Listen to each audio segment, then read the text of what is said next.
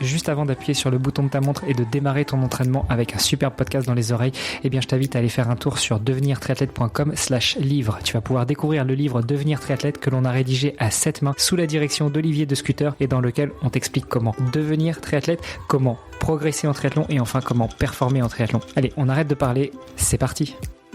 Allez, 3, 2, 1... Super, j'adore le clap. Tiens, je vais le garder ça. C'est rare que j'ai des invités qui fassent des claps, donc juste pour mettre dans l'ambiance. Normalement, je commence par le bonjour, mais là, je vais garder le clap. Ça sera sympa, tu vois, ça va mettre un peu d'ambiance. Chères auditrices, chers auditeurs, salut, c'est Hermano. Je suis très heureux de vous recevoir pour un nouvel épisode du podcast Devenir triathlète. Et j'ai pas commencé comme d'habitude parce que mon invité m'a un peu déstabilisé. Il a fait un petit clap en même temps que moi au moment où j'ai lancé l'enregistrement. On va garder ces deux petits moments, ça va être sympa. Aujourd'hui, on va évidemment parler triathlon, mais pas que. On va parler de pratique de triathlon, on va parler de coaching, on va parler de plein de choses avec mon invité. Je suis très heureux de tendre le micro à Romain Garcin. Salut Romain. Salut Hermano, bonjour à tous. Bon Romain, merci d'être avec nous. On en parlait en off. Toi, t'as un petit peu plus chaud que moi, peut-être pas plus de lumière, mais un petit peu plus chaud. Tu nous dis là où est-ce que tu es aujourd'hui ? Je suis sur une île de l'Atlantique, dans les Canaries, à Tenerife. Exactement. Bon, qu'est-ce que tu fais de beau là-bas ? Eh ben, je borne. Non, je borne, je coach, je consulte un petit peu aussi, et puis j'apprécie tout simplement d'être ici. Voilà, c'est pendant qu'à Embrun actuellement j'ai vu qu'il neige. Voilà, je sais que mes collègues qui sont restés à Embrun, c'est leur truc la neige, et voilà, ils peuvent skier, ski de rando, ski de fond, ski freeride. Moi, c'est moins mon truc, ça l'a été quand j'étais étudiant, mais maintenant, moi, c'est la chaleur. Voilà, le triathlon, c'est un sport d'été. Bon, pas que. Déjà, on fait pas mal de foncier pendant l'hiver, donc bon, tu vas pouvoir nous expliquer tout ça. Mais non, moi je trouve que le triathlon c'est pas que un sport d'été. Moi j'aime bien, tu sais, j'ai des souvenirs de stages. Alors pas en Embrun, mais en Allemagne, dans les, tu vois, pas loin des Alpes, avec mon entraîneur. On se faisait ça en février, tu vois, à peu près au moment où on enregistre là, parce que pour être totalement transparent, on est le 27 février. Mais je crois que le dernier stage qu'on a fait là-bas, ça devait être un petit peu plus tôt, au début du mois de février. T'es entre la neige, le froid, un petit peu de pluie, mais malgré tout, globalement, c'est quand même assez sec l'environnement, l'atmosphère, et je trouve ça super sympa de s'entraîner à des allures différentes et de changer le rythme d'entraînement, mais avec des paysages qui changent et puis un climat qui change aussi, non ? Je l'ai fait quand j'étais plus jeune, au début. J'ai des souvenirs effectivement épiques en décembre, janvier, de sorties vélo sous la pluie à 5 degrés avec des copains. Mais vraiment à rentrer, à être KO. Mais ça laisse des souvenirs, effectivement, des souvenirs de guerre, on pourrait dire, de guerre sportive. Ouais, c'est ça. Mais non, honnêtement, maintenant, j'aime la chaleur, le froid, je le supporte de moins en moins, et c'est de pire en pire avec les années. Ouais, c'est vrai. Mais cette histoire de guerrier sportif, c'est vrai que c'est souvent ce qui me reste, tu vois, quand tu fais des grosses sorties. Là, dimanche, je suis sorti 4 heures. J'ai pas fait long, hein, j'ai fait 30 bornes, mais j'ai pris mon temps, un peu de vallonné et tout, en courant, évidemment. Et pas en vélo, parce que 4 heures en vélo pour faire 30 bornes, ce serait vraiment chaud. Pendant 4 heures, j'ai eu la flotte. Au bout d'un moment, t'en as marre, quoi. T'as presque même plus envie de courir tellement t'es trempé de partout. Par contre, tu rentres, t'enlèves les fringues trempées qui dégoulinent, et puis là, t'es content d'être à la maison au chaud, te prendre un petit chocolat ou un petit café, puis te dire, ah putain, ça y est, je l'ai fait, quoi.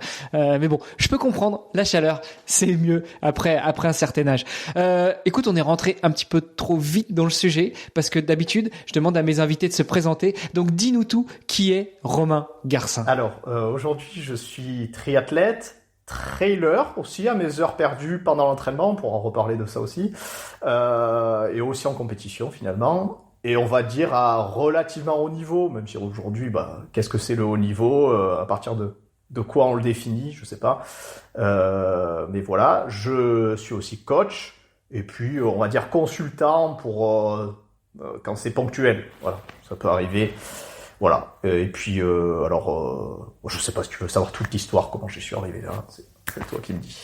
Ah bah si, justement, on va y venir, mais tu parlais de haut niveau, ça dépend comment on le définit. Tu te présentes aussi comme un athlète professionnel, c'est pareil, ça dépend comment on le définit. On dit toujours qu'on est sportif professionnel dès lors qu'on arrive à vivre de son sport, mais ça veut dire quoi vivre de son sport? Être coach, être consultant, être kiné, être entraîneur, être payé par un club, être payé par une structure, enfin bref, on pourra débattre de tout ça, mais du coup, on va revenir un petit peu sur ta présentation.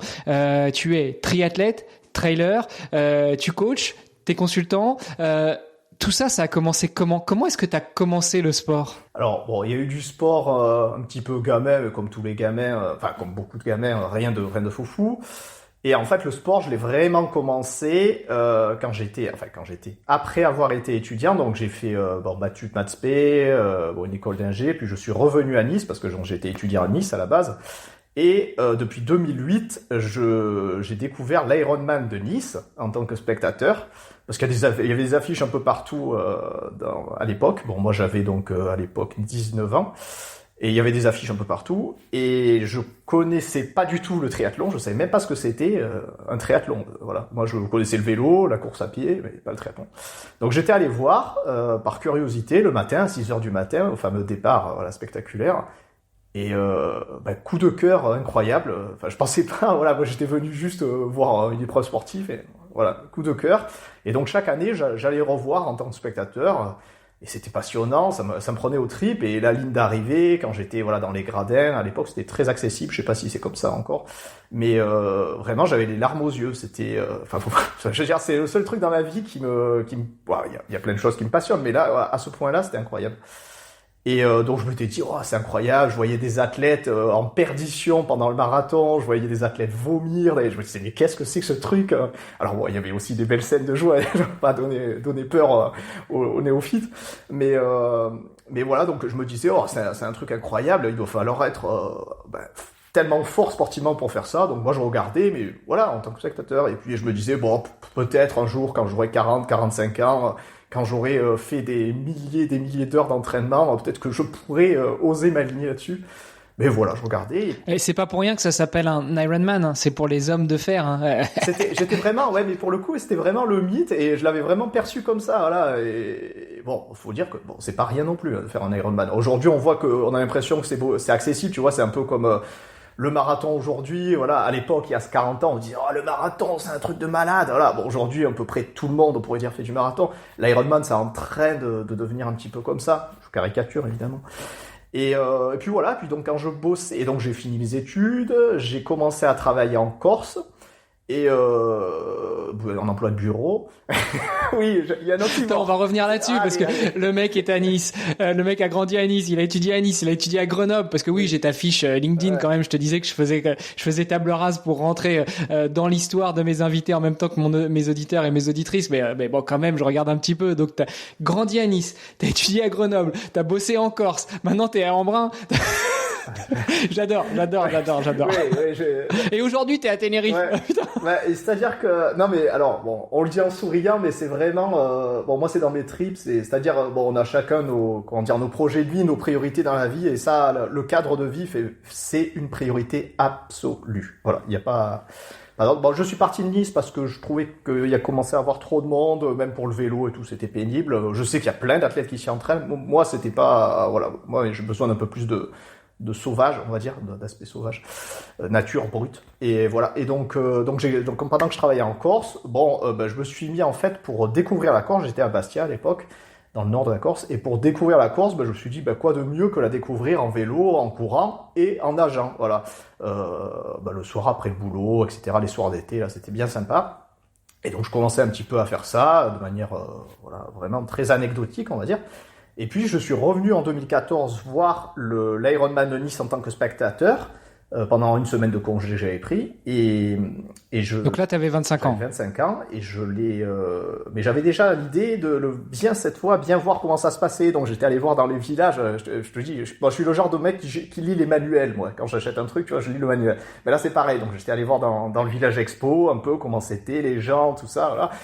Et parce que j'avais l'idée de me y inscrire. Et ça a pas loupé, donc je vois l'Ironman de Nice 2014, génial. Et donc le lendemain même, quand les inscriptions ont ouvert, je me suis inscrit et je me suis dit, allez, c'est parti, maintenant t'as 364 jours, parce que 364 jours, et c'est parti pour la prépa, et en partant de rien, et en sachant pas nager, sachant pas nager, c'est-à-dire que quand je te dis que je nageais à l'époque, je nageais comme quand tu vois des fois l'été des gamins à la piscine, la tête hors de l'eau, et puis je faisais quelques minutes comme ça. La nage petit chien, quoi. La nage petit chien, voilà. C'était histoire, tu vois, de se mettre dans le bain, de me dire, voilà, je sais nager. Voilà. Bon, je savais pas nager, mais voilà, je savais pas couler, en tout cas. Je savais ne pas couler.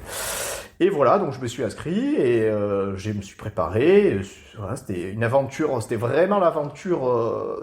J'allais dire, la préparation, elle était aussi magique que le jour de la course, parce que c'est ça aussi qu'on oublie peut-être parfois, peut-être on focalise un petit peu trop sur le jour de la course, mais moi j'ai vraiment apprécié la préparation, j'ai apprécié les blessures aussi, parce que voilà, en partant de rien et en se mettant direct, voilà, un objectif, c'est pas le parcours classique, normalement on commence par un triathlon S, puis un M, puis un L, etc., puis on étale ça sur plusieurs saisons. Donc moi c'était direct le but, au bout d'un an, faire un Ironman, et pas le plus simple en plus, Ironman de Nice, avec plus de 2000 mètres de dénivelé, la chaleur, etc.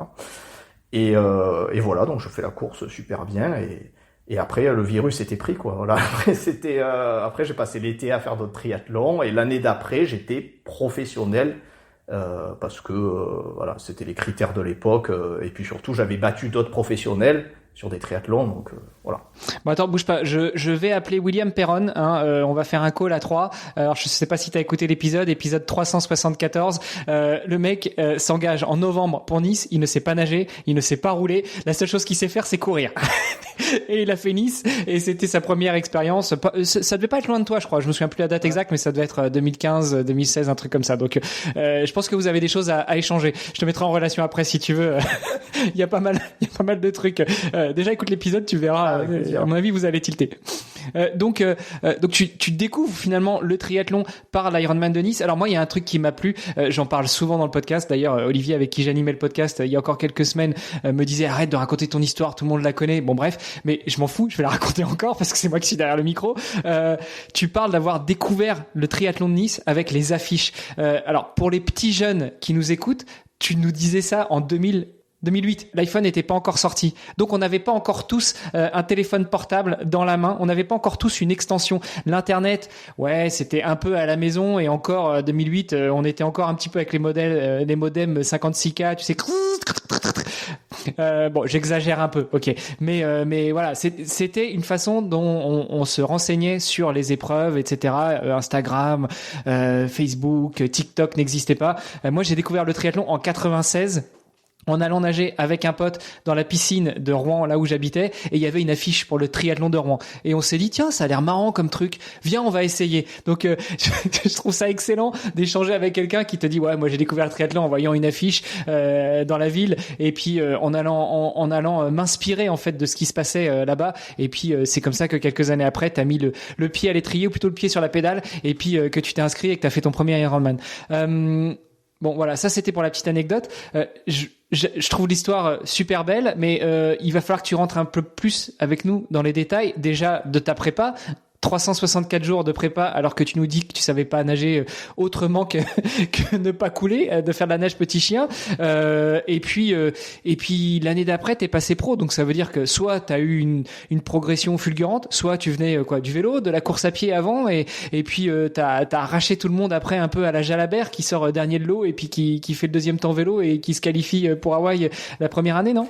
Non, alors bon, toute la prépa, d'ailleurs toutes mes séances d'entraînement depuis 2014 sont, ouais, puisque ça, j'ai commencé en 2014, c'est ça, sont sur Strava. Voilà, donc on peut tout aussi, si vous remontez sur la version ordi, sur le calendrier, vous pourrez tout voir, donc il y a tout dessus. Bon, à l'époque, il y avait personne qui me suivait, à part mon père peut-être.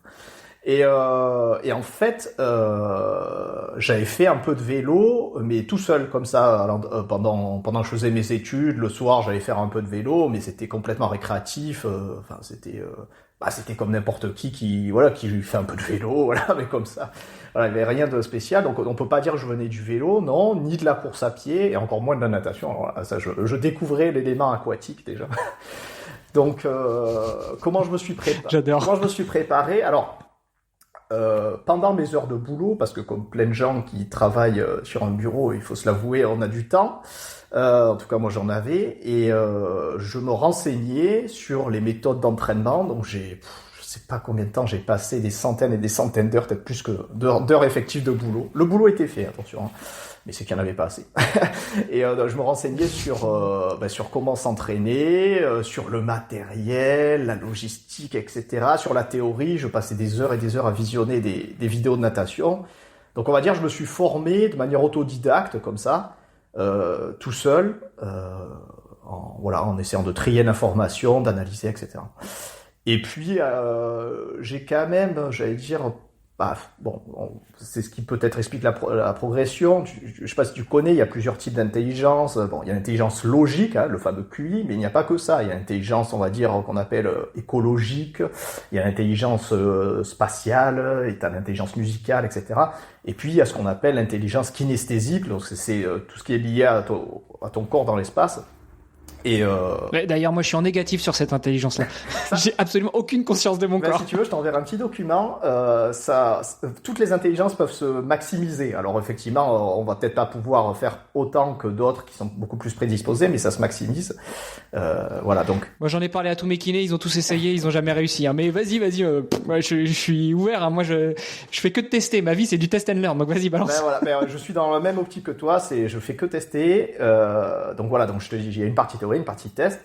Et donc voilà, donc on va dire j'avais sûrement un peu des facilités à sentir mon corps de l'espace. Oui, c'est sûr, des qualités génétiques à la base, cardiovasculaires, voilà, qui font que ça a progressé assez vite et que de base c'était pas mal.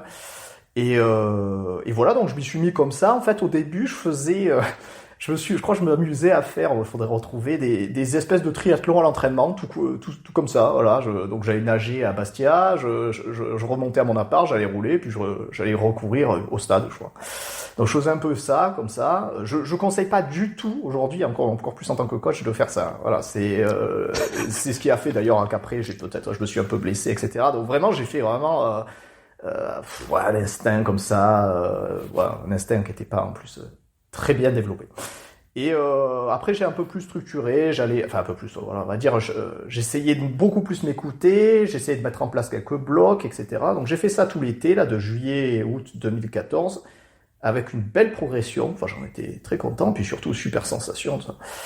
Et puis voilà, ça a suivi son cours jusqu'à la fin, j'allais dire. Et puis au fur et à mesure, je me suis rendu compte que les chronos étaient bons, parce que je voyais quand même, j'avais des références, j'avais vu comment c'était, et je commençais à me dire, merde, tu vas peut-être pouvoir te qualifier pour les championnats du monde à Hawaï en amateur, si ça continue comme ça, quoi. Parce que je savais qu'autour de 10 heures, finir l'Ironman de Nice en 10 heures, c'était à peu près qualif pour les amateurs, dans ma catégorie d'âge, 10 heures, 9h45 minimum, quoi. Et voilà, donc...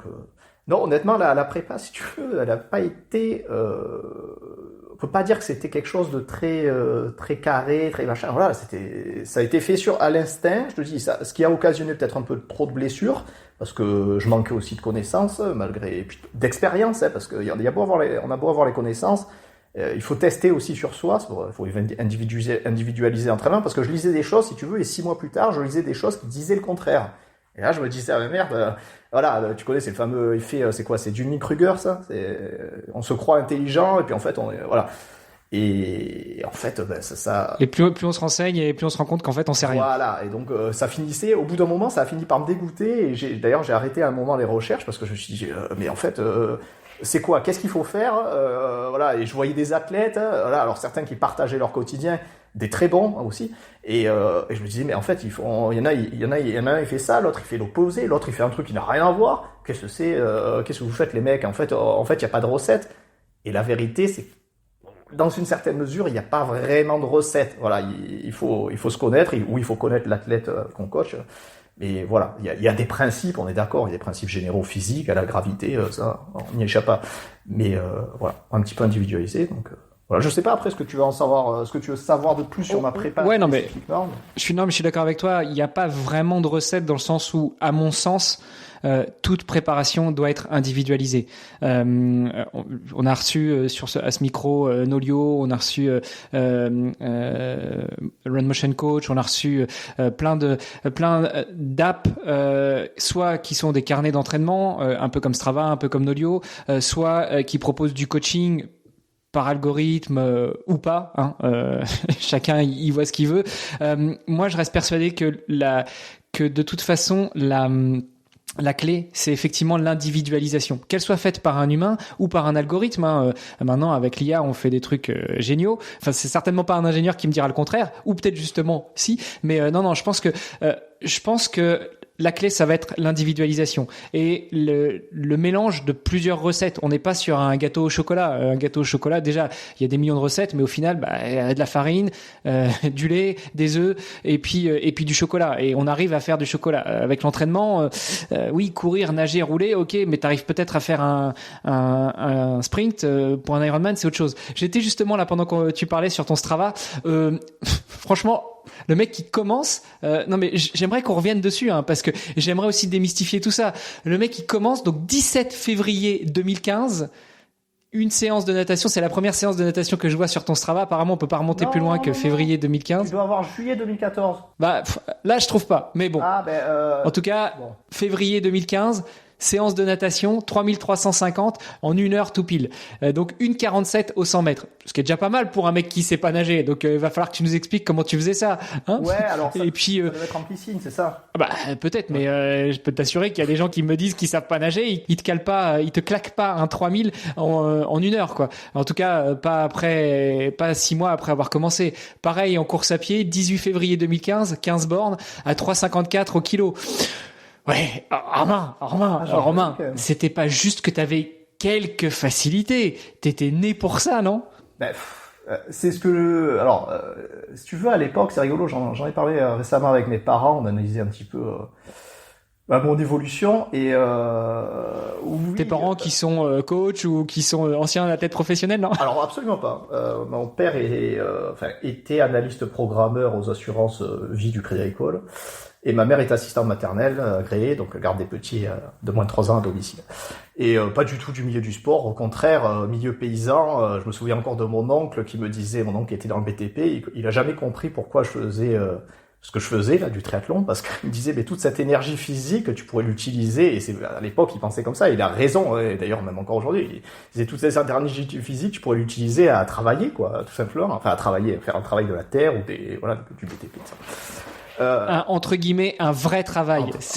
Un vrai travail, c'est-à-dire que un travail en tout cas indispensable. C'est vrai que bon, le sport, c'est pas en termes de productivité, oui, il y a des choses, mais c'est vrai que si demain tout s'arrête, il va falloir manger, quoi. Et donc qu'est-ce que j'ai dit? Oui, donc en fait, si tu veux, à l'époque, je me souviens très bien de la prépa pendant 1 an, j'avais ce qu'on pourrait appeler une illumination.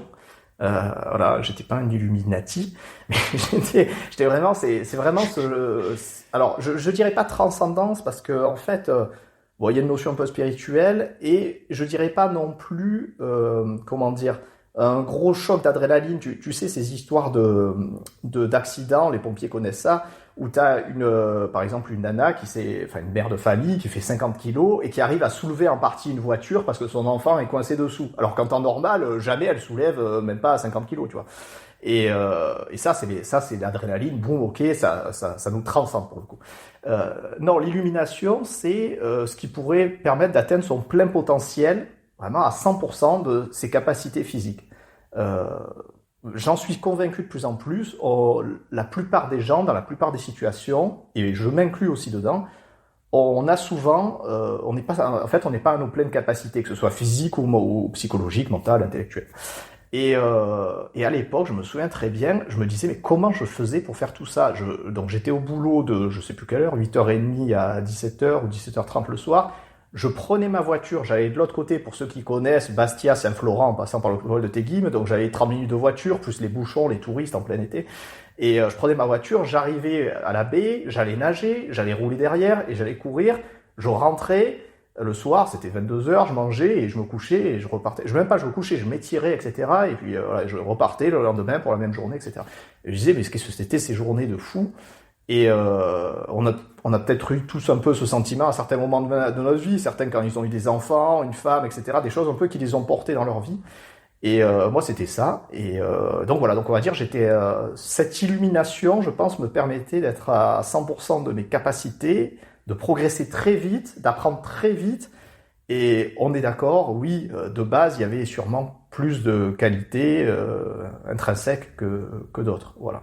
Et ce qui m'a fait, je te dis, ce qui m'a fait m'auto-convaincre que j'étais fait pour ça, parce que 1, j'adorais ça, 2, j'étais bon, et j'allais dire 3, mais c'est venu qu'un petit peu après, on va dire, je sentais qu'il y avait peut-être une attente des autres ou quoi, voilà, tu sais, comment ça s'appelle? C'est le ikigai en japonais, là, c'est la rencontre de ta vocation, de ta passion et de ce pourquoi tu es fait, un truc comme ça, voilà. Et quand les trois sont là, c'est bon. Et de ce pourquoi tu es payé. Bon, ça, par contre. C'est l'osmose. Ouais, c'était l'osmose, on pourrait dire. Voilà, c'était vraiment une synergie, voilà. Tout se mettait en place et voilà. Et donc, quand j'ai fait l'Ironman de Nice, bon, pour en reparler, mais quand j'ai fait l'Ironman de Nice, j'ai compris, tu vois, quand j'arrive au parc à vélo, qu'il doit y avoir même pas 20 vélos dans le parc, c'est-à-dire donc il manquait quelques pros et j'étais un des premiers amateurs.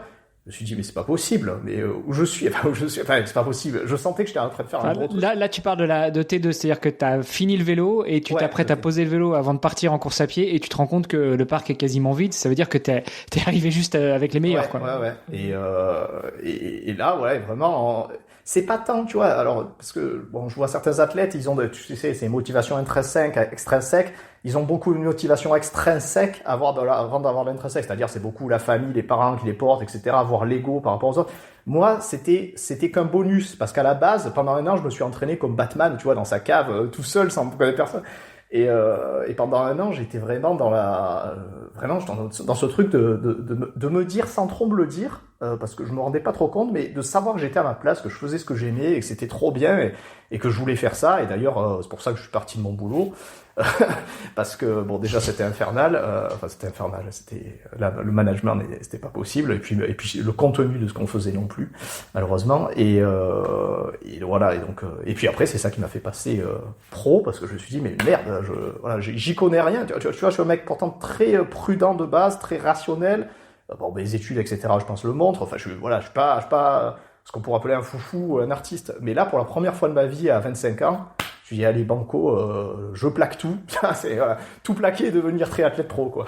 À ce moment-là, t'avais une conjointe, un conjoint, des enfants, donc ça permet aussi, je pense, de faire plus facilement all-in, quoi. Non, tu te dis bon bah allez, je claque tout et puis au pire, je retourne chez papa, maman. J'étais tout seul et c'est aussi ce alors. Oui, je sais pas. J'aurais bien aimé avoir l'autre situation pour voir si effectivement ça m'aurait retenu quelque part, parce qu'on connaît des gens. Ah, je te confirme. Oui, non, mais alors. Ça te retient. Ouais, mais alors c'est curieusement, moi, il y a beaucoup de gens qui m'inspirent un peu sur Internet et qui sont partis à droite à gauche, pas forcément dans le domaine du sport, mais dans le domaine de l'investissement, de l'entrepreneuriat, etc. Ils ont embarqué femme, enfant, ou inversement, elles ont embarqué mari, enfant. Et ils sont partis en Thaïlande, au Brésil, à droite à gauche. Donc, on va dire quand on veut, on peut. Bon, sauf quand on peut pas. J'aime bien dire ça aussi. Mais ouais, c'est un facteur qui limite un peu plus, on va dire. Mais je pense pas que il est complètement bloquant. Voilà. Mais effectivement, j'étais libre, si on veut dire. Ouais, non, mais je taquine, mais voilà, l'idée de ce podcast, c'est aussi d'inspirer les gens, de les inciter à, s'ils n'ont pas encore franchi le pas, comme toi tu l'as fait, à devenir triathlète. Et parfois, devenir triathlète, ça veut dire effectivement, comme tu l'as dit, se révéler et avoir une révélation, en plus de se révéler soi-même et de se dire bon voilà, c'est bon, c'est la vie que je veux mener, je plaque tout, je me lance. Et parfois c'est plus facilité, je dirais pas facile, c'est plus facilité que dans d'autres situations. Revenons un petit peu justement sur cette première année, avant de passer à autre chose, mais cette première année où t'apprends à nager, t'apprends à rouler. Enfin, quand je dis t'apprends, ça veut dire t'apprends vraiment les codes, les techniques, etc. Heureusement, sur Ironman, il n'y a pas de drafting, sinon ça t'aurait rajouté une couche en plus. Et puis, t'apprends à courir. Je déconnais tout à l'heure en regardant ton Strava, mais finalement, tu t'engages en juin. En février, t'as déjà un niveau presque stratosphérique par rapport aux amateurs, par rapport à la masse dont je fais partie. Comment est-ce que t'as enclenché tout ça? Comment est-ce que t'apprends à nager? Techniquement, comment est-ce que tu apprends à rouler avec la technique, comment tu organises tes entraînements, et pareil, comment est-ce que tu apprends à courir, et puis comme le triathlon, c'est plusieurs sports, plusieurs choses, comment est-ce que tu apprends à t'alimenter, comment est-ce que tu apprends à faire de la PPG, comment est-ce que tu apprends à t'étirer, etc. Voilà, c'est une grosse question avec tout dedans, mais raconte-nous tout, comment est-ce que tu es devenu triathlète? Alors, tiens, bon, on va partir de la séance dont tu parles du 17 février de 3350 mètres de natation en 1 heure. Donc bon, faut pas croire tout ce qu'on voit sur Internet, y compris de moi. Si c'était en piscine, il y a moyen qu'à l'époque, tu sais, je faisais des laps sur la montre. Donc déjà, c'est pas 3350 mètres en continu en 1 heure. Voilà, la séance a peut-être duré 1 heure et demie et il y avait des fractions. Bon, là, donc faut voir ça. Et d'ailleurs, je recommande absolument pas de nager en continu. Je sais que c'est une erreur classique quand on commence le triathlon, on veut nager en continu, mais c'est pas la meilleure. Bon, bref, c'est pas sur ça. Et il y a moyen qu'il y ait eu beaucoup de pool boy. À l'époque, il y avait pas de plaquettes. Je voulais pas de plaquettes, ça m'embêtait. Mais voilà, il y avait du pool boy. Alors, comment on est arrivé là? Je me souviens avoir nagé donc tout juillet, août 2014, donc au début de ma prépa, et sûrement aussi une partie de septembre. Donc la tête hors de l'eau. Et donc je me faisais des séances là, mais normalement tu dois pouvoir retomber, alors peut-être tu peux pas défiler, enfin faudrait voir sur ton ordi. En tout cas moi je vois que je peux. Ouais, je sais pas, écoute, a priori l'historique sur Strava commence vraiment en mai, juin de... Ah ouais. Ouais, je sais pas, bon, moi, c'est strange, ouais. Mais bon, en tout cas voilà, donc pendant 2-3 mois j'ai nagé, j'ai fait des séances, je crois jusqu'à 1 heure de natation, la tête hors de l'eau. Et je me souviens très bien, d'ailleurs, ça me faisait des maux de nuque et de trapèze pas possible, parce que c'est vrai que c'est pas terrible de nager comme ça. Mais bon, là, on est en caméra, on peut pas montrer, mais c'est vraiment, je nageais, et c'est-à-dire que je respirais en permanence hors de l'eau. C'est même pas, j'étais comme ça, tac, tac, tac. Ouais, mais c'est de la nage water polo, voilà, mais non-stop, 100% du temps. Water polo, mais en tournant la tête, quand même. C'est ça qui est fort, tu sais. C'est pas un tout droit à l'éducatif qu'on fait en piscine. Donc c'est vraiment, voilà. Et donc j'ai fait comme ça. Et puis, mais bon, je suis un acharné, donc c'est-à-dire, je me souviens, je poussais dans l'eau, etc. J'y mettais vraiment beaucoup de force, je me tuais sur les séances. Et bon, au bout d'un moment, j'ai eu le déclic, et je me souviens très bien le jour où c'est arrivé, c'était à la plage de Saletch, pour ceux qui connaissent. Et je me suis mis à mettre la tête dans l'eau pour une seule raison, en fait, parce que je voulais voir ce qu'il y avait dans l'eau. Mais juste quelques fois. Et donc, je l'ai fait plusieurs fois. Et attends, à ce moment-là, tu nageais avec un masque, un tuba, rien du tout Ah non, rien du tout. Enfin, les lunettes de natation, et c'est tout, quoi.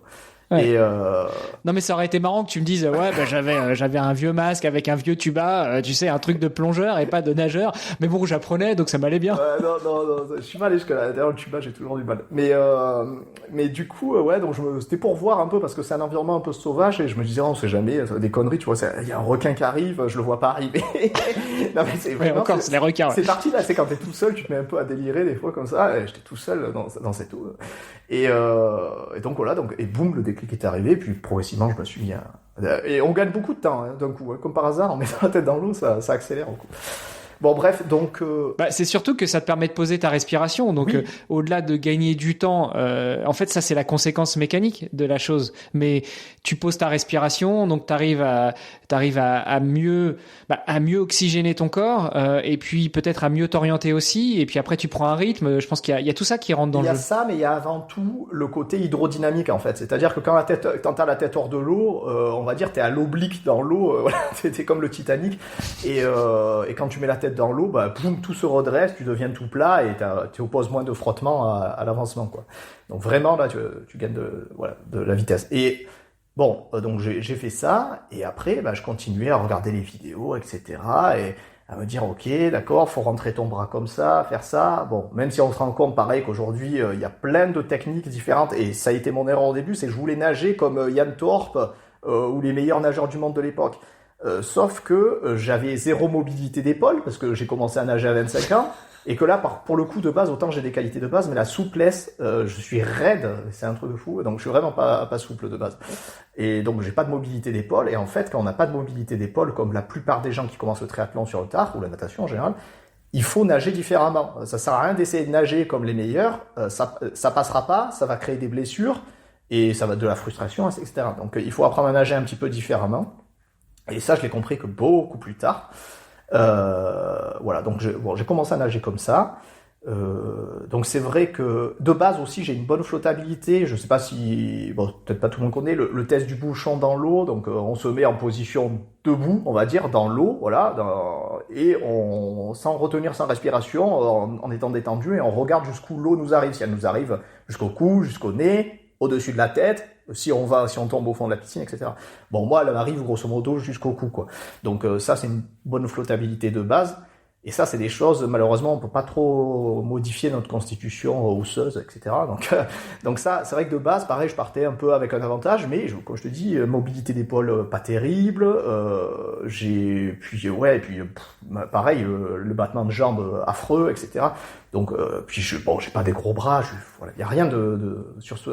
Mais je partais un peu avec quelques atouts, on va dire.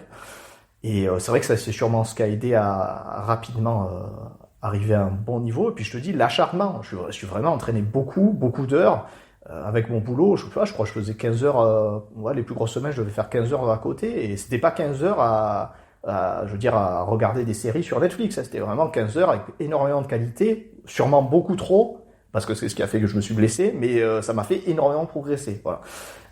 Mais ça, finalement, comment tu faisais pour organiser tes entraînements? T'étais accompagné par un coach, triathlon, natation, vélo, course à pied, ou c'était les lectures que tu faisais, où tu me disais pendant 6 mois tu lisais un truc, t'appliquais, puis 6 mois après tu lisais un autre truc, et puis qui revenait un petit peu sur tout ce que tu avais lu avant, ou effectivement t'étais accompagné, quoi. Non, j'étais tout seul, j'étais vraiment en autodidacte, mais je connaissais personne, je dis bien absolument personne qui faisait du triathlon. Et surtout en Corse. Enfin, en Corse, il y en avait quelques-uns, les triathlètes, mais voilà, je connaissais pas. Mais oui, effectivement, ce que je lisais sur Internet, ce que j'analysais moi-même, et après j'essayais si tu veux, je faisais, ne serait-ce que ma position sur le vélo, parce qu'après, au bout d'un moment, je me suis décidé à acheter un vélo triathlon. J'ai passé des heures, en bon ingénieur, j'allais dire, à faire des calculs, à me prendre les mesures, à me prendre en photo, après sur l'ordinateur avec Paint, à faire, à l'époque, je maîtrisais pas bien les outils, à faire des lignes droites, des mesures, tout ça, des rapports d'angle, et à me regarder dans le miroir si tout allait bien. Donc voilà, on va dire, c'était vraiment une approche. On pourrait dire oui, c'est autodidacte, tu vois, comme des mecs qui découvrent peut-être la musique. Je pense que peut-être ça parle à certaines personnes qui découvrent la musique, la guitare, et peut-être ils essaient un peu d'apprendre comme ça. Ils trouvent des trucs sur Internet et voilà. Mais je suis d'accord puis je le vois moi avec mes athlètes, c'est pas pour la plupart c'est pas inné. Et c'est là qu'on en revient à cette histoire d'intelligence kinesthésique qui, je pense, a soutenu un peu le tout. Voilà. C'est parti comme ça, et puis alors pour les chronos, après là c'est vrai que là tu m'étonnes, je me souviens plus, sûrement, hein, tu me dis j'ai fait un 15 bornes en 3,54 au kilo, là, au bout de quelques mois, on va dire, c'est quand même... mais pareil, je me souviens, je prenais énormément de plaisir dans ce que je faisais, et pareil, c'est vrai, la technique de course à pied, j'avais fait des tours de stage à l'époque, j'ai fait que ça, je commençais, j'allais courir un peu sur la route, mais j'allais énormément courir au stade parce que j'y trouvais une super ambiance. Je connaissais personne, après j'ai quelques personnes qui je disais bonjour, mais au stade, le soir, à Bastia, il y avait plein de monde qui courait, et moi ça me motivait, quoi. J'étais avec mon truc, je mettais mes écouteurs, ma musique, et puis je courais, je faisais des séries, je faisais quand même des trucs un peu structurés, et sinon des fois je courais comme un dératé autour de la piste pendant des minutes et des minutes, quoi. Et bon, mais voilà, ça m'a aidé ça, et j'essayais de me voir, je me souviens très bien, j'avais un papier, j'avais noté ma technique, tu vois, j'avais noté, il faut poser le pied sous la hanche quand on court, voilà, le pied doit se poser sous la hanche, quand tu accélères les bras, ça va accélérer les jambes, quand tu relâches les épaules, tu vas pouvoir avoir la foulée plus proche du sol. Voilà, je me souviens très bien, j'ai un papier, je l'ai encore, hein, enfin un document Word où j'avais noté qui fait des dizaines de pages maintenant aujourd'hui, il s'appelle Entraînement triathlon, et je l'ai encore parce que de temps en temps je vais y piocher 2-3 séances que j'ai notées, et donc il y avait des pages où j'avais noté des conseils des uns et des autres. Je me souviens de Frédéric Van Lierde, que vous connaissez dans le podcast, hein, et donc de Frédéric Van Lierde qui donnait des conseils sur combien de sodium, tu vois, on parlait de l'alimentation, tu me disais comment tu avais fait pour l'alimentation, donc combien de sel il faut prendre à l'heure, combien de glucides il faut prendre à l'heure en fonction de son poids, tu vois, tout ça. Il faut se rendre compte aussi, peut-être qu'à l'époque, le savoir, à l'époque, j'ai l'impression d'être un dinosaure, c'est vrai quand même, c'était il y a juste c'était il y a 10 ans quand même. Enfin non, oui, 10 ans. Il y a juste 10 ans, mais donc ouais, à l'époque, on va dire, si tu tapais sur Internet triathlon, glucides, voilà, quantité, c'était pas si accessible. Maintenant, tu vas tomber sur plein d'articles avec le SEO qui sont super bien référencés sur Internet. Voilà. À l'époque, tu tombais sur Online Tree, éventuellement, pour ceux qui connaissent le forum de Thierry Sourbier. Tu tombes sur Online Tree et avec des mecs c'était un peu de la broscience, quoi. Chacun racontait un petit peu son expérience. On savait pas trop si c'était vrai. T'en avais qui insultaient les autres parce qu'ils trouvaient que c'était n'importe quoi. Bon, donc voilà. Et bon, voilà. Donc j'avais trouvé des conseils de Van Lierde. Je me souviens, j'étais abonné aussi au Strava de Bertrand Billard, parce que pour ceux qui connaissent, donc double champion du monde, hein, quand même français, qu'on a eu, multiple vainqueur d'Alpha Ironman, qualifié pour Hawaï, etc. Et il mettait de temps en temps, il expliquait les séances qu'il faisait. Je crois que c'est son frère qui l'entraînait à l'époque, Nicolas Bière. Et donc il y avait quelques séances. Et moi, bêtement, j'allais dire, j'essayais de les reproduire, tu vois, ce qui est pas forcément la meilleure chose à faire. Mais ça passait. Mais encore une fois, ça passait parce que physiquement, ça pouvait passer, voilà, parce que voilà, moi je l'ai vu là récemment d'ailleurs, j'ai vu dimanche avec un athlète à qui j'ai mis une séance et qui ça aurait dû passer, pourtant il a de la pratique, ben c'est pas passé.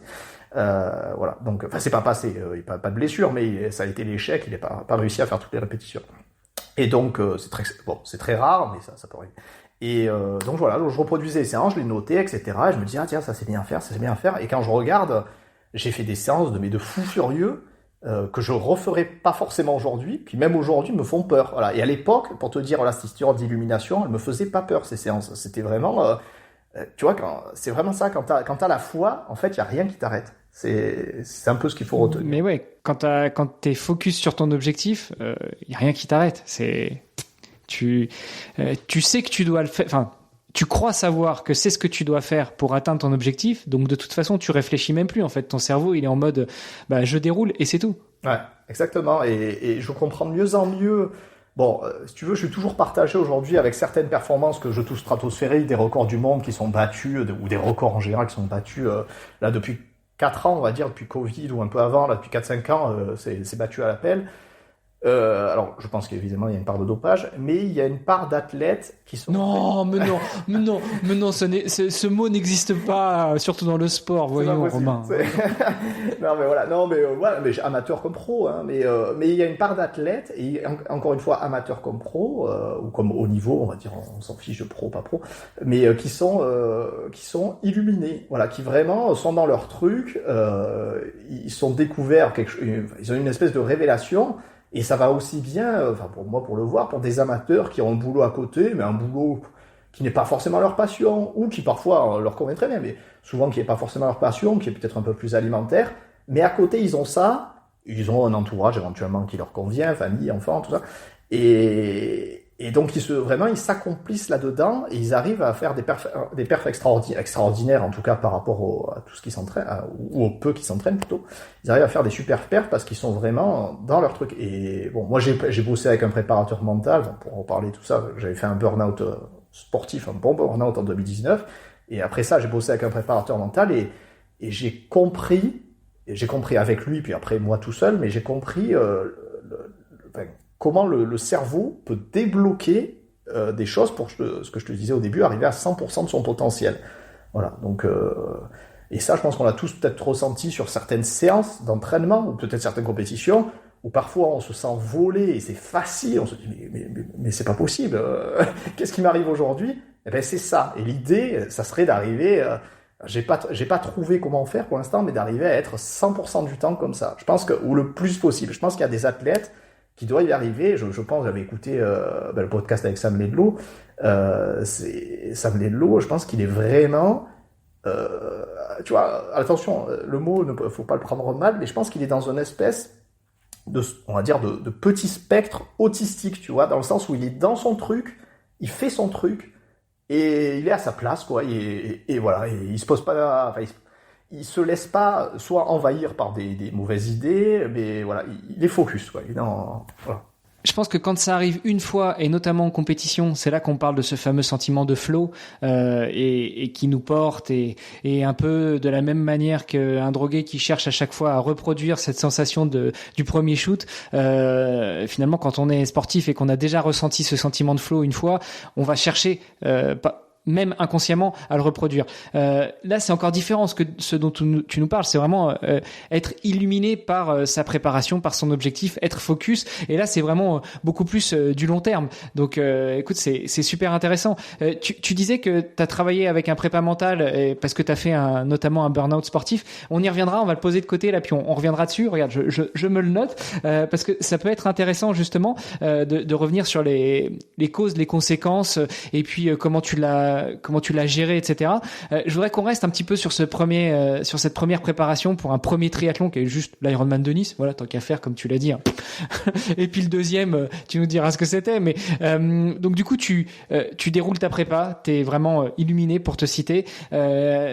tout se passe relativement bien, hein, parce que sur ton Strava, on voit bien le 28 juin 2015, t'es au départ de l'Ironman de Nice.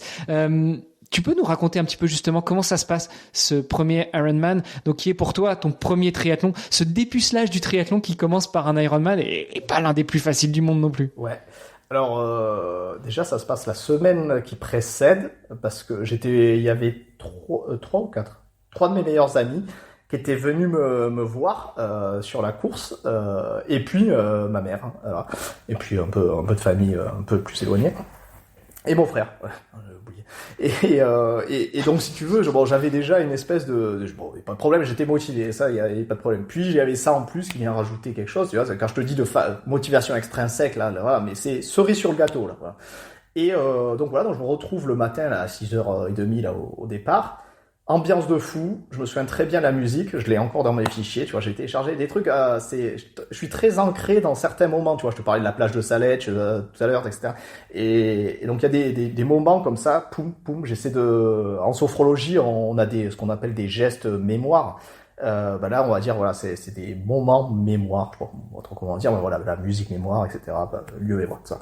Bon, bref, et donc, je me souviens, donc ça m'a marqué, et donc on prend le départ, donc machine à laver, pas possible, incroyable. Alors, je me souviens pas, mais là, je te dis, là, j'ai un doute, parce que j'étais dans l'illumination, comme je te dis, donc, je me souviens pas si j'ai pris beaucoup de coups ou pas. Moi, j'ai l'impression d'avoir pas pris de coups, mais pourtant, j'étais dans les derniers à partir. Je me souviens très bien, j'étais parti, tu vois, pourtant tu dis j'ai un bon niveau de natation, mais moi je voulais pas partir avec les fous furieux de devant, donc j'étais parti dans les derniers. Et à l'époque, ah oui, c'est ça qu'il faut dire aux gens, à l'époque c'était ma start, donc c'était tout le monde ensemble. Voilà, c'est ce que j'allais dire. C'était 2800, 2800 personnes ensemble. Faut comprendre ce que c'est, tu vois. Le triathlon de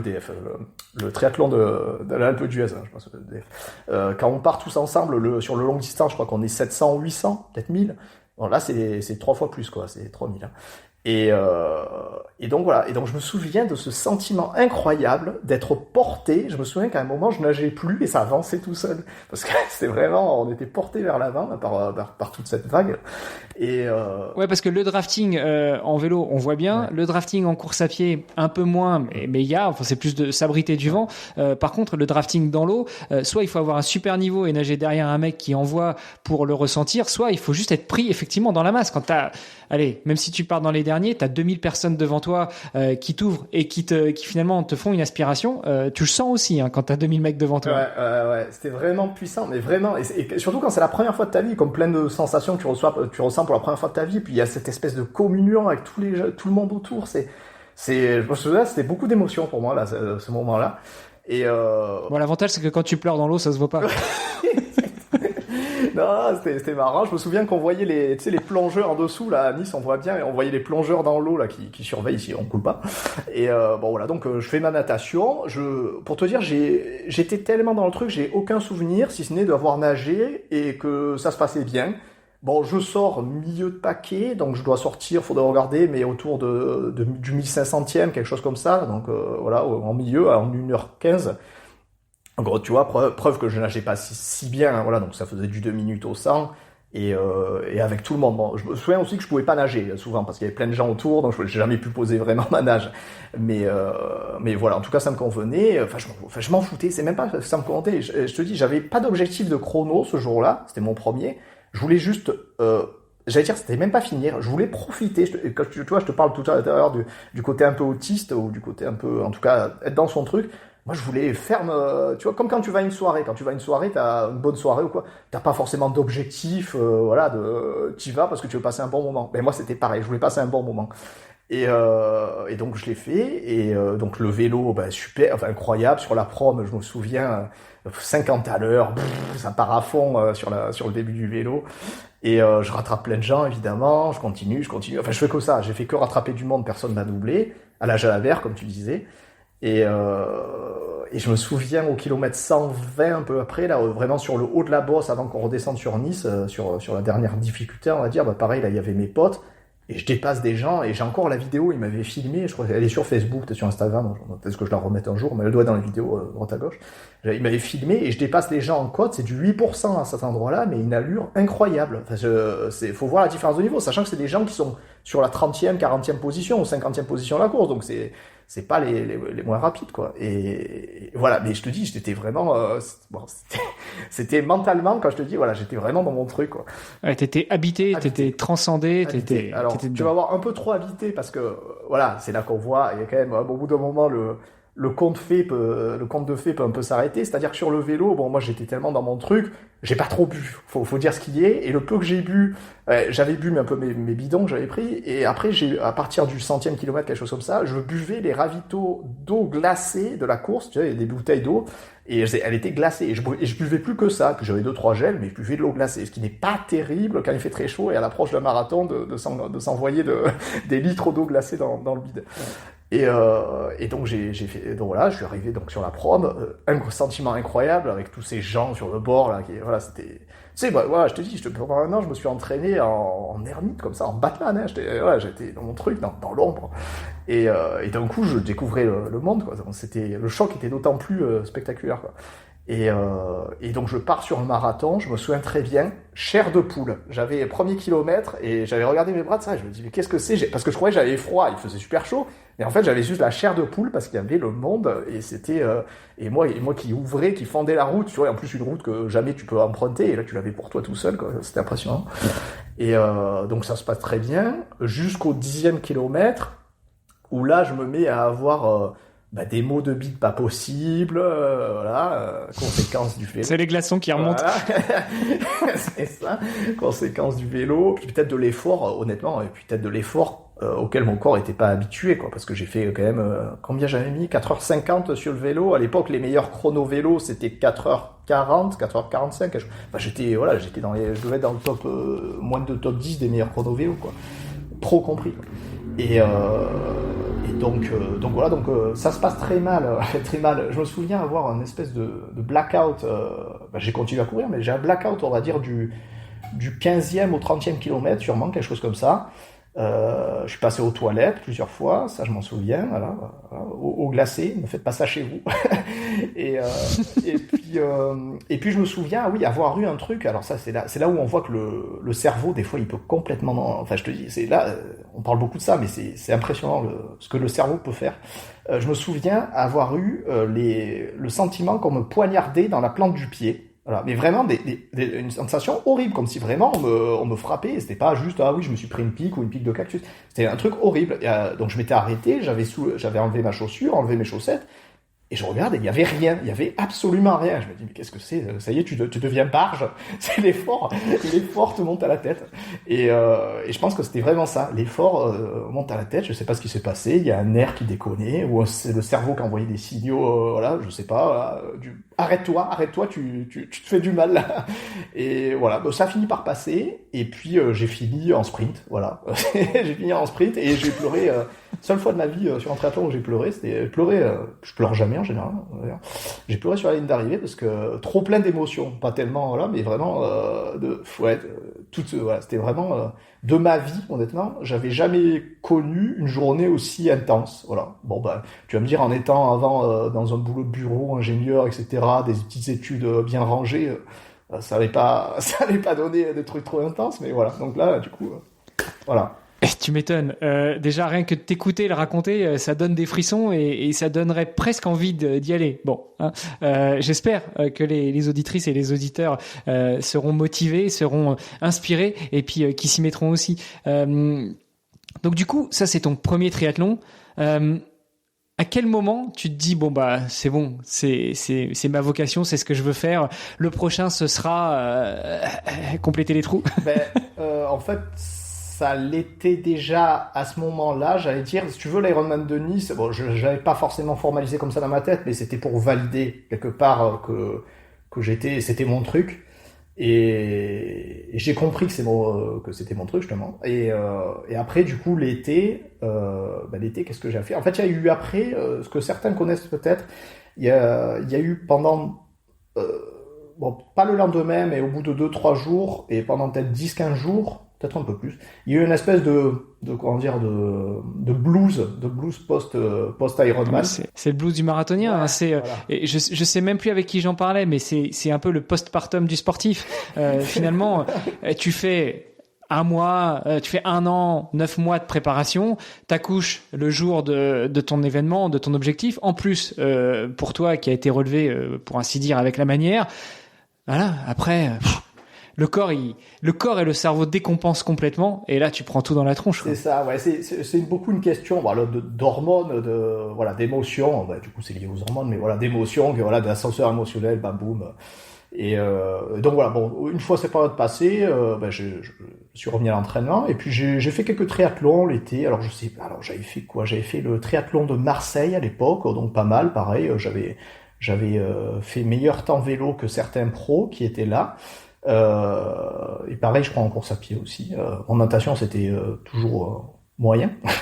Et puis j'avais fait le triathlon d'Embrun, le court distance, le fameux à l'époque. C'était la semaine fédérale du triathlon à l'époque, c'était trop bien. Il y avait donc sur toute la semaine, il y avait la D1, de duathlon, de triathlon, etc. Enfin, il y avait vraiment des athlètes du monde entier. Tu vois, et pareil, là j'avais découvert, je m'étais dit mais c'est trop bien ce sport, c'est ça que je veux faire quoi. Alors pas du court distance, mais c'est ça que je veux faire. Et pour l'anecdote, donc sur le triathlon d'Embrun, j'avais fait une crise de panique au début en natation. Tu vois, pourtant c'était pas mon premier, là ça devait faire je sais plus combien, 3, 4e de triathlon. Et j'ai fait une crise de panique, c'est-à-dire que vraiment, j'arrivais plus à respirer au bout de 200 mètres dans l'eau. Pas bien. Je me souviens, je me suis mis sur le dos. Et il y avait tout le monde qui me passait à côté. Je croyais que j'allais mourir, parce que les autres me nageaient dessus, quoi. Et puis bon, ça a fini par rentrer dans l'ordre au bout de quelques minutes. Mais bon, quoi, donc c'est tout ça pour dire, tu vois, c'était pas au premier que ça arrivait. Ça, c'est aussi chez les nageurs, ça peut arriver dès le premier, mais moi, c'est arrivé plus tard. Et pourquoi, je sais toujours pas pourquoi, ce jour-là, plus qu'à l'Ironman de Nice, ça aurait pu arriver à l'Ironman de Nice. Bon. Bref, c'est jamais revenu. Et donc voilà, donc j'ai fait un peu ça. Et en fait, après, j'ai fini par gagner. Enfin, j'avais fait, il y a un week-end, j'ai fait 5e du triathlon des Gorges d'Ardèche, et devant, c'était que des pros. C'était Hervé Faure, Sylvain Sudry, double, triple, je sais plus, champion du monde à l'époque, Sylvain Sudry, Gwenaël Louillère, que des références françaises, mais qui cartonnent déjà en France et à l'étranger aussi, quoi. Et donc voilà, donc il y avait ça, et moi j'étais juste derrière, et surtout j'avais fait le meilleur combo vélo course à pied. Voilà, en natation ça avait été particulièrement mauvais, mais j'avais fait un meilleur combo, et il y avait toujours pareil, et des sensations. Alors c'est évidemment quand tu réussis bien quelque chose, c'est encore plus facile de l'apprécier. Tu vas me dire, mais pas toujours. Moi, je me souviens, par exemple, au lycée, j'avais une matière, comment ça s'appelait, système industriel ou je sais pas quoi.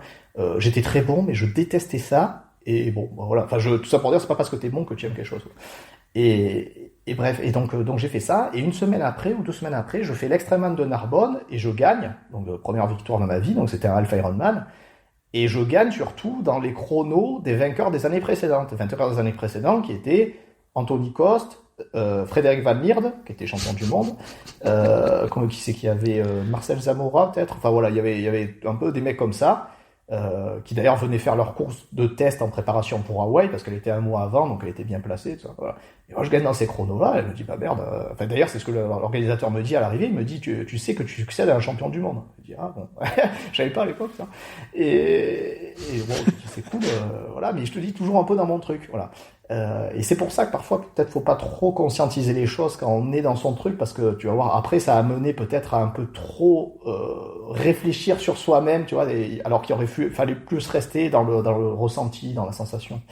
Et voilà, donc et c'est à ce moment-là, je te dis c'était que des confirmations, et je me suis dit OK, bon, 2016, je demande à la Fédé une attestation élite pro, parce que ce qu'il faut savoir c'est qu'en France en longue distance, il n'y a aucun statut, il n'y a pas de carte, il n'y a pas de rémunération, ça t'ouvre droit à rien, c'est juste un papier qui te dit t'es élite ou t'es pro, voilà.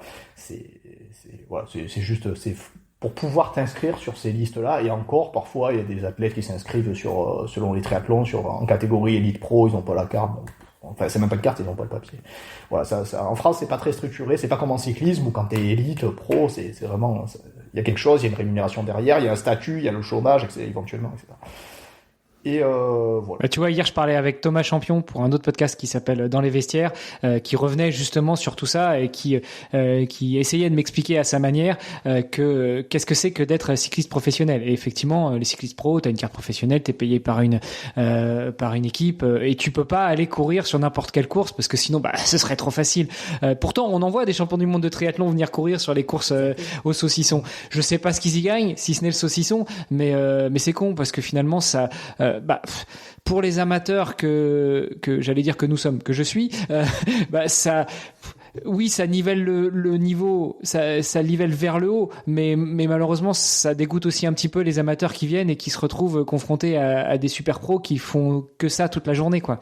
Bon, bref, c'était une petite aparté. Moi, je le perçois différemment. Moi, même en tant qu'amateur, j'aimais bien côtoyer. D'ailleurs, c'est ce que j'apprécie toujours dans ce sport par rapport éventuellement au cyclisme, c'est que tu peux être 3 millième au classement général, faire ton Ironman dans 16 heures, et en fait, tu côtoies aussi les meilleurs. Des fois, même à la ligne d'arrivée, ils viennent te féliciter, tout ça, alors que toi, eux, ils ont fini depuis 8 heures. Donc, moi, j'aimais bien ça, parce que en tant qu'amateur, je pense que de toute façon, tu te compares sans trop te comparer. Tu te compares, oui, parce que c'est toujours un étalon par rapport aux meilleurs. Mais tu sais très bien que voilà, t'es pas dans la même catégorie et voilà, moi je suis plus relax avec ça, mais je peux comprendre que certains se disent, parce que moi j'ai eu les deux sons de cloche quand j'étais en Corse. J'ai fait des trails, il y en a que j'ai gagné, hein, les mecs m'ont dit mais qu'est-ce que tu vas faire des trails, évidemment tu vas les gagner, t'as pas ta place, quoi. Et inversement, par contre, on me disait mais quand tu viens pas, tu peux jamais satisfaire tout le monde, parce que j'ai eu aussi des courses où je suis pas allé. Et on m'a dit, ouais, tu te crois trop bon pour venir sur nos courses, c'est ça? Donc, honnêtement, hein, vu qu'on ouvre le débat là-dessus, je pense que c'est bien quand t'as les deux catégorisations. Quand t'as les deux types de podiums, d'où le triathlon, où souvent t'as les pros qui sont classés avec les pros et t'as les amateurs qui sont classés, amateurs, entendons-nous bien, ceux qui ne sont pas pros, qui sont classés en groupe d'âge. Ok, éventuellement, effectivement, ça permet à certains amateurs de se dire tiens, je vais aller faire le triathlon d'Embrun où il y a un double champion du monde, ça motive. Et le triathlon a ça de sympa, c'est qu'effectivement tu peux on est tous mélangés, et donc tu peux côtoyer sur la ligne de départ un champion du monde, un double champion du monde, un triple champion du monde, alors que tu n'es que un amateur ou que un groupe d'âge. Je suis tout à fait d'accord. Moi, ce que je trouve dommage, c'est justement c'est que ce soit en course à pied, que ce soit en triathlon, certains pros ou certains très très très très bons amateurs qui viennent sur une course d'un niveau régional, quoi. Évidemment, ils vont tout rafler, mais quel est l'intérêt en fait? Se faire plaisir quand c'est dans ta région et puis ça te fait plaisir d'aller courir avec tes potes, oui, mais après si c'est venir tout rafler et mettre 10 minutes au deuxième, pourquoi? Tu vois, c'est ça ce que je veux dire, parce que ça peut faire le spectacle, ok, ça c'est autre chose, mais toi en tant que pro, qu'est-ce que tu vas y chercher en fait à aller gagner sur une course au saucisson où tu mets 10 minutes, un quart d'heure au deuxième, tu vois? On peut débattre là-dessus si tu veux. Non, pas spécialement. Je respecte complètement ton point de vue. Je comprends qu'on puisse penser comme ça. Moi je te dis, c'est juste que en fait je m'en fous, je suis assez relax avec ça. Et j'essaie de m'imaginer dans la situation d'un amateur, même si j'étais, tu vois, très très loin au classement.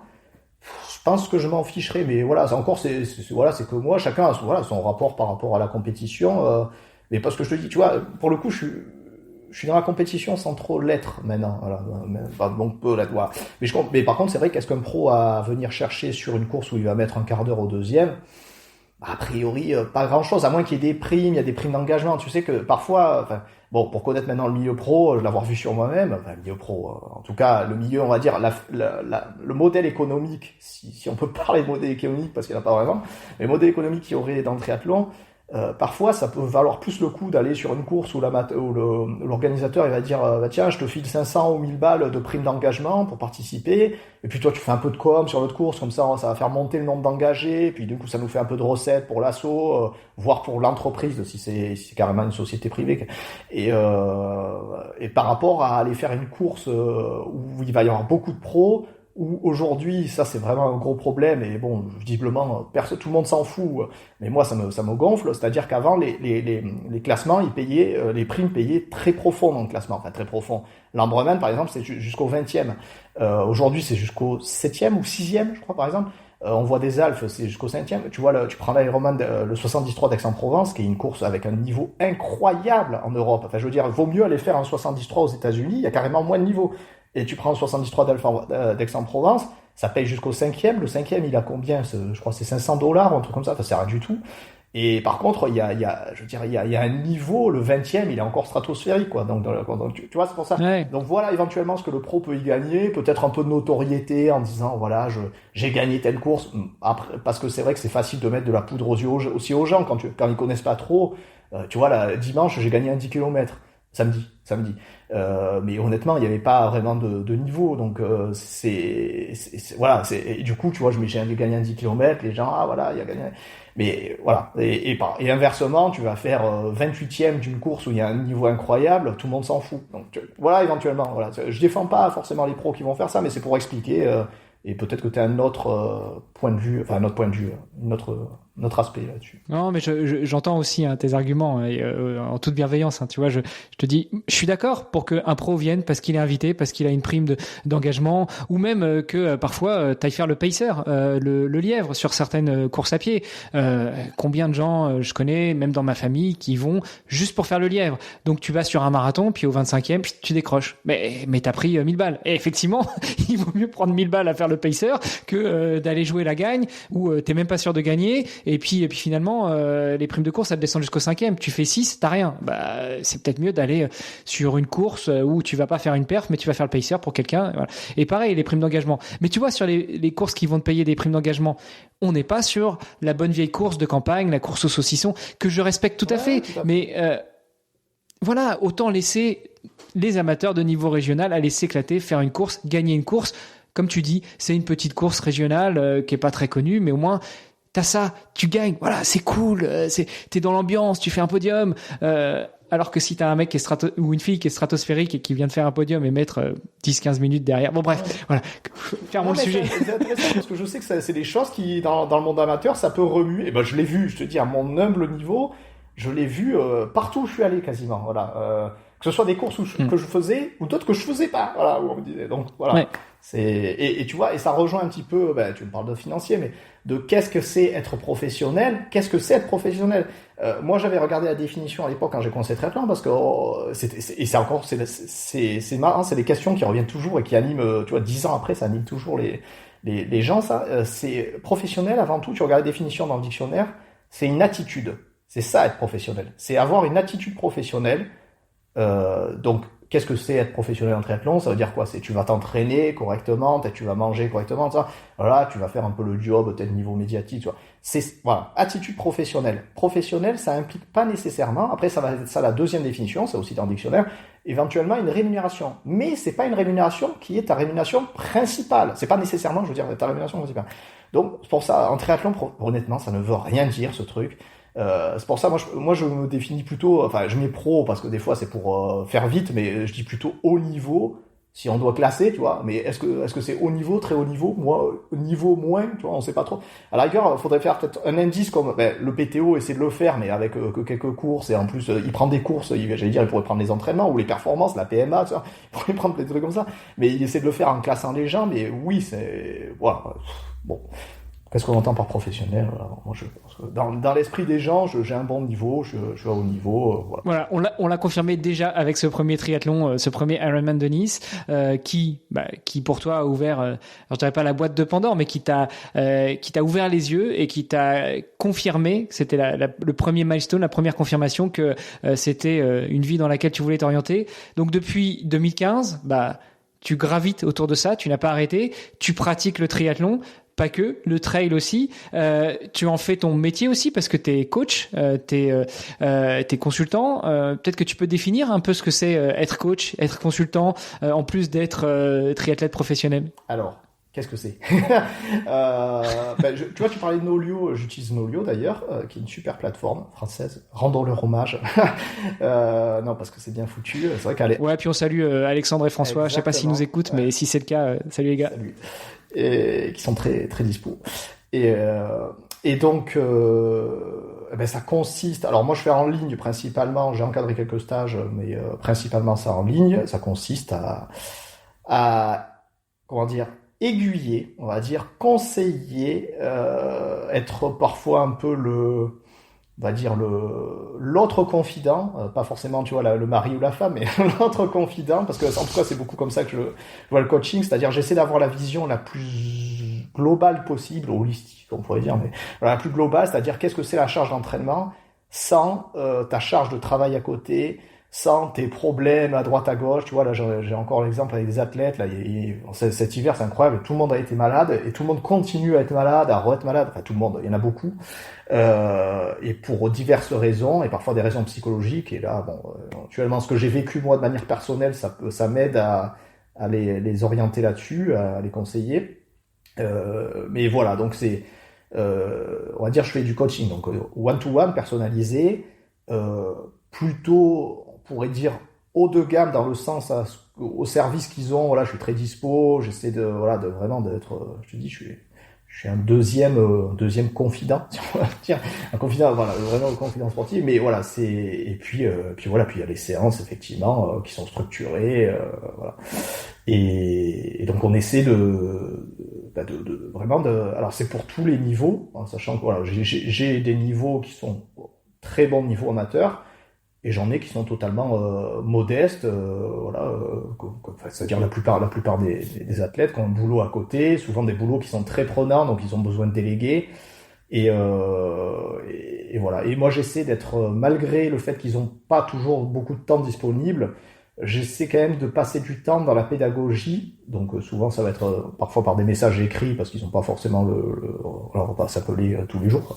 Mais dans la pédagogie, pour qu'ils comprennent, parce que moi je l'ai vu, puis en général ces profils ils sont souvent comme ça, pour qu'ils comprennent ce qu'ils sont en train de faire, parce que en général, je dis bien en général, mais et en particulier chez certains profils comme moi par exemple, quand tu sais pourquoi tu fais les choses, tu les fais d'autant mieux en fait. Déjà tu les fais avec d'autant plus d'envie, et tu les réalises encore mieux, tu fais le bon geste ou la bonne séance, où tu vas vraiment te pousser. Voilà. Ce qui n'est pas encore une fois tout le monde le cas de tout le monde. On a l'exemple type, c'est le militaire, tu lui dis quoi faire et puis il le fait et il se tait, c'est tout, et il sait pas pourquoi éventuellement, mais voilà. Bon, on embrasse quand même tous les triathlètes qui sont militaires, qui parfois aiment aussi comprendre ce qu'ils font. Non, je dis pas le contraire. Je dis qu'il y a des profils, parce que j'en ai déjà eu et j'en ai un comme ça. Il fait les choses et il veut pas forcer, enfin il attend pas plus de compréhension que ça, et ça lui va très bien. Et au contraire, ça pourrait le saouler mes explications, tu vois. Donc c'est pour ça, il faut trouver. Donc j'essaie d'être, et c'est en ça que je te dis, je suis pédagogue aussi. J'essaie d'expliquer, mais j'essaie aussi de sentir la personne. Et si la personne, elle est pas dans le trip, on fait différemment. Voilà. L'an dernier, j'ai eu une triathlète, on va dire avec un profil très particulier, HPI, pour le coup vrai HPI. Et limite, tu vois, on parlait d'autisme, mais limite le spectre autistique, là, pour le coup. Et on a fonctionné différemment. Voilà. Justement, elle m'a dit, ah, ça te dérange pas? Elle m'a dit, parce qu'avant, j'avais des coachs, ils arrivaient pas à fonctionner, enfin, ils avaient une méthode, et puis je me pliais à leur méthode. Je lui dis, ben non, le principe, c'est moi, je me plie à toi. Voilà. Et tu vois, et c'est ce que j'ai essayé de faire tout au long de ma vie pour l'instant, en triathlon. Quand je te disais, j'ai lu des méthodes, j'en ai appliqué d'autres, etc. Bon, voilà. Voilà, je sais pas si j'ai répondu à ta question. T'as répondu ça, c'est sur la partie coach. Sur la partie consultant, ça veut dire quoi? De temps en temps, tu prends le micro et puis tu parles du triathlon, tu commandes des courses, c'est quoi? Non, c'est parfois on me contacte juste pour me dire tiens Romain, cette saison, je sais pas trop comment, tu vois, aiguiller ma saison, quelle course faire, etc. Dans les grandes lignes. Voilà, ça va être, on va dire c'est du coaching très ponctuel. Voilà, c'est pas de l'accompagnement à l'année. Ça va être ça. Et après, non, consultant, non. Après, j'allais dire, j'ai une passion. Oui, je commente éventuellement ce qui se passe, mais ça, c'est pas, ça donne droit à rien. Et non, c'est ça. Voilà, on va dire c'est le coaching ponctuel en tant que consultant. Voilà. Par contre, oui, il y a des choses que j'aimerais bien faire. J'avais proposé à l'époque au triathlon de l'Alpe d'Huez de commenter la course en direct. Bon, finalement, j'ai vu qu'ils ont pris des professionnels déjà installés dans le métier, tu vois. Mais des trucs comme ça, commenter des courses, tout ça, Ça me dirait bien. Ça m'amuserait. Après, je sais pas si je serais très politiquement correct, mais ça m'amuserait. Bah, je note. Tu nous as dit justement qu'en 2019, t'as fait un burn-out. Est-ce que c'était que un burn-out sportif? C'était un burn-out global? Et puis après, peut-être tu peux nous expliquer comment t'en es arrivé là? C'était essentiellement lié au sport, mais en fait, comme le sport devenait ma vie, ou l'est devenu, on va dire, pour dire, c'est un peu global. Alors, comment ça arrivé? C'est essentiellement, alors, je vais pas, je vais nuancer. C'est beaucoup de facteurs extrinsèques, donc extérieurs. Ça va être, en fait, si tu veux, moi, je t'ai dit au début, j'avais la flamme, j'étais illuminé, etc. Et petit à petit, qu'est-ce qui fait qu'un bateau coule pas? C'est que l'eau rentre pas à l'intérieur. Et moi, je me suis laissé pénétrer par l'eau qui avait tout autour. Et l'eau qui avait tout autour, c'était les voix, les voix de certaines personnes qui vont te dire. Ah oui, mais dès le début, tu vois, même quand j'étais déjà fort, entre guillemets, dès la première année, on me disait, tu devrais faire comme ci, tu devrais faire comme ça. Et moi, je suis assez sensible à ce que me disent les gens, donc j'écoute. Et parfois, j'écoute un peu trop, tu vois. Vraiment, je me dis, ça se met à tergiverser dans ma tête, à dire, ouais, tac, tac. Et finalement, des fois, j'en viens à faire des choses qui étaient, moins bien que celles que je faisais naturellement ou avant, pas naturellement forcément, mais celles que je faisais, parce que quelqu'un d'autre me l'a dit, tu vois. Je me laissais, non, c'est beaucoup moins le cas, heureusement. Je me laissais beaucoup influencer par les autres, et donc voilà, donc j'ai écouté pas mal de choses, et puis après, des choses un peu plus négatives, par contre, des choses où on te dit, ouais, t'as pas ta place, tout ça. Je me souviens très bien d'un podium que j'ai fait. Je dirais pas lequel parce qu'après ça va influencer, enfin les gens vont retrouver qui sait, mais un des podiums que j'ai fait au bout de, ça faisait quoi, c'était 2015 ou 2016, mais bon, je monte sur le podium et donc j'étais troisième et les deux à côté de moi, ils étaient très établis dans le milieu, confirmés on va dire, et ils m'ont regardé mais avec des yeux un peu dédaigneux et puis un peu surpris, quoi, se dire mais qui c'est ce mec, qu'est-ce qu'il fait là, etc. J'étais le seul, j'avais pas de sponsor, j'avais une tenue, j'avais une trifonction Zoot là, normale, voilà, sans rien, et eux ils étaient bardés de sponsors partout. Et donc ils avaient regardé ça, et puis après je les avais entendus là, ils disaient mais qui c'est ce mec, c'est pas normal, tout ça, voilà. Et bon voilà, donc tu vois des petits trucs, j'ai eu le malheur d'entendre, tu vois, des choses comme ça, et moi ça m'a, je te dis que j'étais tellement dans un truc de, voilà, on pourrait dire de bonnes vibes positives, et je me dis, mais merde, le triathlon, c'est aussi ça. J'étais vraiment naïf, hein. Non, mais vraiment naïf. C'est humain, tu sais, le triathlon. Non, tu vois, c'est comme le gamin qui rentre en entreprise et voilà, qui s'attend à plein de choses, et en fait, il se fait assassiner de partout, quoi.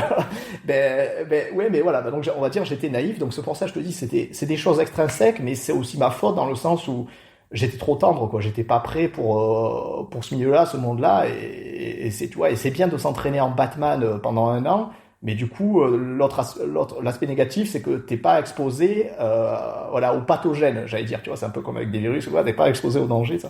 Donc voilà, donc il y a eu un peu ça, beaucoup même, et des choses qui ont fini par revenir, taper. Je me souviens, il y avait une altercation sur les réseaux, j'avais rien demandé avec un autre athlète qui était venu littéralement me chier dessus, je vois pas d'autre mot, en public, et je le connaissais même pas en plus, mais lui était connu à l'époque, etc. Et ça m'avait, en plus il avait de l'influence, tout ça. Je dis mais qu'est-ce qu'il me veut? Et en plus c'était un truc ça n'a rien à voir, quoi. J'avais posté une photo de chaussures qui étaient usées, et j'avais dit voilà la réalité de pro. Pro entre guillemets, j'ai dit voilà, mais ça on le connaît, il y a plein de reportages sur ça, il y a un reportage très bien d'Envoyé spécial, je crois, sur les athlètes qui ont participé au JO 2016 à Rio, où en fait 1 sur 2 est sous le seuil de pauvreté. Voilà. Les athlètes français, ce serait aux États-Unis. Voilà. Écoute, moi je te renvoie vers mon deuxième podcast qui s'appelle Dans les vestiaires. Mon objectif, c'est d'aider les sportives et les sportifs de haut niveau à atteindre leurs objectifs, mais pas sur l'aspect entraînement. Ça, vous le faites très bien, vous n'avez pas besoin de moi. Mais c'est savoir comment ça se passe derrière, dans les vestiaires. Comment est-ce qu'on finance une carrière de sportif professionnel? Et je pourrais dire encore plus dans le triathlon et dans le triathlon longue distance, parce que en gros, dans le triathlon, si t'es pas l'un des top 5 français, donc mondiaux en triathlon distance olympique, et que tu vas pas au JO, en fait, t'es complètement dans la marge et tu dois te débrouiller tout seul pour vivre de ton sport et par ton sport. Enfin bref, voilà, c'était la petite parenthèse. Mais donc tu disais, voilà la réalité d'un sportif pro, quoi. Ouais, Tu t'as voilà. posté ces photos de chaussures défoncées et en gros, tu les uses jusqu'à la moelle parce que t'as pas les moyens de te payer une autre paire de pompes. Exactement, jusqu'à la voile, là, c'était le cas de le dire. Et donc j'avais fait un semi-marathon avec, et dans un temps en plus pas terrible, mais c'était pour dire, ben voilà, avec des belles chaussures, il n'y avait pas le carbone encore à ce moment-là, mais ça aurait été mieux, quoi. Bon, bref, donc et voilà. Donc après chacun, si tu veux, je comprends. Enfin, avec le recul maintenant, je comprends le point de vue de cet athlète qui était venu me déféquer dessus. Ça peut, enfin, je comprends. Je dis, je suis tolérant maintenant, je paix et amour. mais ouais, non, mais c'est-à-dire, voilà, je vois comment il en est arrivé à cette réflexion. Moi, j'ai d'autres idéaux, si tu veux. Je me souviens, pareil, j'avais posté une vidéo de Marion Rousse, je crois que c'était elle, qui, en fait, elle expliquait que ça y est, c'était en 2019 aussi, hein, que les athlètes féminines pro, les cyclistes pro féminines, elles avaient réussi à faire un espèce de syndicat et elles avaient obtenu des droits au chômage aussi, des trucs qu'elles n'avaient pas avant. Voilà. Et moi, je connais très bien l'histoire du sport. Pour ceux qui connaissent pas, je les invite à lire Le sport et ses valeurs sous la direction de Michael Attali et avec 2 autres universitaires. C'est un excellent livre, mais vraiment, Le sport et ses valeurs, hein, vous aurez tout dedans. Enfin, tout. Voilà, ça remet beaucoup de choses en place. C'est un livre qui doit avoir 15 ans, en tout cas quelque chose comme ça. Et bon, bref, et donc, si tu veux, comment le sport s'est professionnalisé, c'est justement grâce à alors, je crois que le premier sport, c'était la boxe. C'était grâce à des gens qui se sont un peu entraidés, ligués, on va dire, syndiqués. J'aime pas forcément le mot parce que il y a des connotations derrière qui sont pas forcément. Fédérés. Mais on va dire, voilà, qui se sont, tu vois, tu me parles d'aider, voilà, d'aider sportifs, ça. Voilà, en tout cas, qui se sont un peu unis, qui se sont dit, bon, écoutez, nous, on aimerait aussi essayer d'avoir un peu des droits, de progresser à ce niveau-là. Voilà. On ne dit pas que voilà, on le mérite absolument, mais on va essayer, quoi. Tac, tac, tac. Bon, voilà. Et donc, dans le cyclisme féminin, elles ont réussi. Et moi, je m'étais, voilà, ça serait super que dans le triathlon, on fasse pareil. Et tu vois, j'avais eu quelques commentaires de rageux, enfin, rageux, c'est pas le mot rageux, mais des gens qui ont une autre vision des choses, qui disent, ouais, il m'avait dit, non, mais tu rêves. Alors, voilà, tu rêves. Alors, ça, je l'entends depuis que j'ai commencé le triathlon, c'est tu rêves. J'ai bien fait de rêver parce que là où j'en suis aujourd'hui, je suis bien content parce qu'en attendant ces gens-là, ils m'ont dit tu rêves, où ils en sont aujourd'hui, peut-être dans la même situation qu'avant, qui leur plaisait peut-être pas forcément. Donc, voilà. Et encore une fois, je leur en veux pas parce que c'est sûrement ils répercutent sur d'autres leur mal-être interne mais on a tous nos merdes à gérer. L'important, c'est de pas trop. On a tous nos tartines de merde, comme dit l'ami Bertrand Soulier. On a tous sa tartine de merde. Il suffit juste. Non, mais voilà, on a tous nos tartines de merde. L'important, c'est de pas les foutre dans la gueule des autres, quoi, ou le minimum possible. D'essayer de soi-même de remuer sa merde, d'essayer d'éclaircir les choses. Voilà. Et moi, toute ma vie, j'ai essayé de faire ça. Et c'est pour ça que quand d'autres viennent m'étaler leur merde dans la gueule, je comprends pas trop, quoi. Et bon, bref, je comprends maintenant, mais à l'époque, je comprenais pas trop. Et donc, qu'est-ce que je te disais que oui, donc voilà, donc j'avais eu ces commentaires, mais tu rêves, et puis d'autres qui disaient, non, mais attends, mais tu te prends pour qui voilà, c'est bon, le triathlon, ça reste comme ça. D'accord, ok, voilà, super. Mais voilà, donc je sais plus pourquoi je te disais ça, au final. Au final, le PTO l'a fait, hein. C'est ce qu'ils sont en train d'essayer de faire, de fédérer, d'organiser justement la professionnalisation. C'est ce qu'ils sont en train d'essayer de faire, mais de manière, ah oui, voilà, ça y est, c'est aussi, ça revient à ça. Tu parlais du top 5 français, top 5 mondial, t'as raison, c'est pareil. Cocorico. Et donc, mais oui, le problème, c'est qu'en fait, non, si tu discutes avec des athlètes, ou même des gens qui connaissent un peu l'histoire du triathlon, dans les années 80-90, en particulier 90, tu faisais, moi honnêtement, dans les années 90, si j'avais fait du sport dans les années 90, je me serais dégagé plusieurs fois le SMIC en revenu mensuel. Je connais un athlète qui faisait des courses, il était bon amateur, mais pas voilà, rien de foufou. Il gagnait le SMIC tous les mois parce qu'en fait, tous les week-ends, tu avais des courses à droite à gauche, des petits contrôles à montre, des petits tours, voilà, des triathlons, et à chaque fois, il y avait des primes. Et comme je te dis, ça payait loin. Le modèle économique n'était carrément pas le même. Et aujourd'hui, le problème, c'est que c'est à l'image c'est pour ça, tu liras, si tu lis, ou les auditeurs lisent Le sport et ses valeurs, c'est à l'image du monde d'aujourd'hui, c'est-à-dire que le phénomène alors le ruissellement, n'y comptons pas, ça n'existe plus, mais et encore moins l'ascenseur social. Et le PTO, pour moi, ce qu'il est en train de faire, c'est qu'il est en train de favoriser des très gros athlètes, de leur donner toujours plus d'argent. Et si tu veux, ça fait ce qui se passe un peu au niveau social en général. C'est-à-dire que voilà, l'ascenseur social n'existe plus vraiment. À l'époque, quand les primes payaient très loin, tu vois, et que le matériel coûtait pas super cher, etc. Tu pouvais petit à petit augmenter un peu ton pactole. Tu gagnais, tu faisais 15e à une course, tu pouvais investir cet argent pour acheter 2-3 bricoles, faire une autre course, etc. Tu vois, et monter les échelles petit à petit. Maintenant, c'est beaucoup plus difficile, je trouve, à moins que tu aies, et c'est ce qu'on voit aujourd'hui, moi j'ai le sentiment, tu as une famille qui a de l'argent de base, ou tu as eu de la chance, etc., un bon encadrement. Mais en faisant comme je fais actuellement, tu peux pas. Celui qui se lance aujourd'hui comme je me suis lancé, je pense que c'est quasiment mission impossible, quoi. Disons que maintenant c'est comme ça dans le triathlon, comme ça l'a souvent été, comme ça l'a été plutôt dans le cyclisme ou d'autres sports, dans le tennis. On a été relativement épargné pendant quelques années. Maintenant, ça arrive dans le triathlon. Et puis, le prochain sport, ce sera, je sais pas, le curling. Oui. Alors, après, j'y vois pas que du mal. Parce que, au plus, finalement, le triathlon est médiatisé, etc., au plus, ça peut ouvrir d'autres portes. Tu vois, moi, je te parlais du coaching. Mais mine de rien, celui qui était coach dans les années 90, peut-être qu'il n'arrivait pas à trouver des clients, quoi. Parce qu'il n'y avait pas grand monde qui participait. Donc, bon, voilà. Donc, mais, moi, ce qui me reste comme sentiment, c'est plus qu'un sentiment, c'est que je le vois de mes yeux, c'est qu'il y en a qui accumulent beaucoup, et il y en a qui n'ont rien, et l'écart se creuse. Voilà. L'écart se creuse, et honnêtement, on voit bien qu'il y a une dynamique dans ce sens. Quand je vois qu'Ironman remonte ses primes de plus en plus, donne de plus en plus de primes, etc., voilà, c'est de plus en plus de primes au premier, et voilà. Et que ça descend pas loin dans le classement. Ouais. Non, mais je suis d'accord avec toi.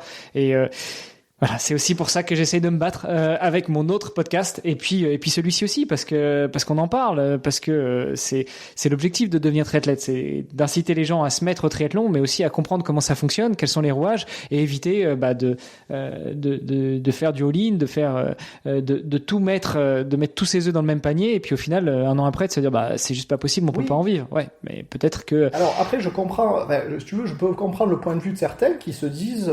Parce que c'est aussi ce que je me dis parfois, c'est-à-dire, calmons-nous, ça reste que du sport. Voilà, parce que c'est aussi, tu vois, ce qu'on m'a reproché à une époque, et ce qu'on peut encore me reprocher à moi ou à d'autres, c'est de dire, oui, mais pour qui il se prend? Voilà, ça va, est-ce que tu penses que tu as un métier essentiel? Donc, voilà, pour moi, ça reste ouvert, cette question. Moi-même je prends de la distance, je me dis quand même, voilà, je suis pas en train je veux pas des vies tous les jours, je construis pas des maisons, voilà, je sais que j'ai de l'influence, mine de rien, pour moi, et c'est pour ça que ces gens-là quand même devraient réfléchir différemment, c'est-à-dire que oui, en théorie, c'est pas un truc, voilà, calmons-nous, est-ce qu'on doit, c'est souvent, je me pose la question, est-ce qu'on devrait payer pour faire du sport? C'est philosophique, hein. Mais je me dis, attention, on est au 21e siècle, 3e millénaire, on est dans des pays très développés, faut se le dire, et on a créé d'autres besoins, on va dire, on n'est plus à l'époque, voilà, c'est médiéval. Et surtout, on a créé des problèmes, là pour le coup, sociétaux plutôt, qui sont par exemple l'obésité, le diabète, l'hypertension, etc., toutes les maladies de sédentarité, etc. Et moi, je me dis que mine de rien, parce que j'ai les retours, j'ai des gens qui m'envoient des messages spontanément et ça me fait vraiment plaisir, qui me disent merci pour ce que tu fais, ou merci pour l'inspiration, merci pour l'exemple, machin. Voilà. Et je me dis que mine de rien, on est un peu un pansement, quelque part, je me vois de temps en temps comme ça, une espèce de pansement sur tous ces mots modernes qui devraient pas exister, effectivement, si on en était tous restés à travailler dans des champs, peut-être. Mais voilà, en même temps, voilà, l'époque est comme elle est, donc est-ce qu'on doit refaire le monde à chaque fois pour ça, voilà. Je laisse ouvert ces questions. C'est une question assez philosophique. Après, tu dis on sauve pas des vies. Oui et non. Il y a des gens qui ont jamais fait de sport de leur vie, et puis parce que ils écoutent un podcast ou parce que ils te découvrent au détour d'un scroll sur les réseaux sociaux, sont inspirés et puis ils se mettent à faire du sport, et ça peut être sauver des vies, justement, des gens qui étaient complètement sédentaires. Enfin bref, c'est un sujet philosophique et sans fin, je pense. Sauver ou améliorer, je veux bien le croire, ça. Voilà, comme on parlait d'illumination, c'est vrai, ou ça a donné du sens à leur vie, et si c'est ça, top quoi. Voilà, si c'est ça, ouais, belle reconnaissance. Du coup, ton burn-out, il est arrivé, là on a parlé un petit peu des causes. Comment tu l'as identifié vraiment comment est-ce que tu as mis un mot, un nom dessus et comment tu l'as traité? Alors, c'est pas moi qui l'ai identifié. Tu vois, quand on manque, éventuellement, tu vois, on a beau parfois bien conscientiser les choses, être voilà. Non, là, pour le coup, c'est pas moi. C'est un médecin du sport, le médecin de l'équipe de FDJ d'ailleurs, que j'étais allé voir à l'époque, Yann Mosler, qui il m'a dit ah, burn-out, parce que voilà, il a l'habitude des sportifs, en particulier de haut niveau, et en fait, parce que pourquoi il a dit ça, il a pas dit comme ça, mais parce qu'en fait, tout 2019, donc j'étais dans une forme très très bonne, vraiment, enfin la meilleure de ma vie, enfin c'est le but d'ailleurs pour l'instant, j'espère que jusqu'à 40-45 ans, chaque année, ça va être toujours mieux. C'est pour l'instant l'objectif, et en fait, l'idée, donc j'étais très fort, et je me suis blessé toute la saison, de partout. J'avais des trucs improbables que j'avais jamais eu, des pas dans tendinite, parce qu'on ne dit plus ça, tendinopathies. Des tendinopathies à droite, à gauche, mais des trucs, un tennis elbow, le fameux truc du joueur de tennis. Mais moi, je fais pas de tennis, je nageais, mais bon, rien à voir. Enfin, voilà. Et bon, des douleurs de partout, tout ça. Et j'ai abandonné plein de courses. Voilà. Et tu vois, et pareil, et après quand t'es sensible à plein de choses, en plus on me l'a reproché, ça aussi, on dit enfin, certains sont la plupart sont combat, mais tu vois, moi je m'attache beaucoup, enfin je m'attachais, plus maintenant, mais je m'attachais beaucoup aux points négatifs, tu vois, il peut y avoir 99 personnes qui disaient c'est pas grave et tout, on est avec toi, t'en as un qui dit voilà, moi ça me fracassait. Et plus maintenant. Mais ça, c'est des trucs, c'est lié à notre instinct. On essaie de voir le mal, le danger, c'est ce qui est le plus important, voilà, instinctivement. Mais bon, après, le danger, est-ce que c'est un commentaire sur les réseaux? Ben non, c'est un ours qui t'attaque, mais pas ça. Mais voilà, c'est dérivé de l'instinct. C'est comme le stress au quotidien, c'est dérivé de l'instinct. Et donc j'avais des blessures partout, j'avais abandonné des courses, mais où j'étais super bien placé en plus. L'Ironman de Lanzarote, il y avait un gros niveau, j'étais 8e au début de la course à pied. Et je remontais, j'avais commencé un peu à remonter, et je me dis putain c'est incroyable, et je commençais à jouer là pour le coup avec la crème du niveau mondial à l'époque, il y avait un super niveau à ce moment-là, et je me disais je passe les étapes, tout ça, et blessé, et donc et je commençais à en avoir vraiment marre, et commençais à dégoûter du sport pour le coup, là, mes entraînements, je veux dire, il devait y avoir au moins un entraînement sur deux qui me dégoûtait, qui me gonflait, où j'avais pas envie d'y aller. Les symptômes, c'était, par exemple, je faisais la sieste de temps en temps. Donc la sieste, je me levais de la sieste, j'avais pas envie. Pourtant, la sieste, bon, tu devrais être reposé, tout ça, et j'avais pas envie d'aller m'entraîner. J'avais mal à la tête souvent, j'étais fatigué. Puis dans l'ensemble, j'étais pas heureux, quoi. Ça, on peut le dire. Hein, voilà. Puis j'avais des bonnes sautes d'humeur aussi. Ça, c'est classique. Voilà. Et voilà. Et donc je fais les championnats de France de triathlon fin août 2019. Et là. Catastrophe absolue, pas envie de me rentrer dedans, mais j'ai jamais fait une course où j'avais si peu d'envie, c'était incroyable. Enfin là, c'est même pas de l'envie, c'était de la désenvie, quoi.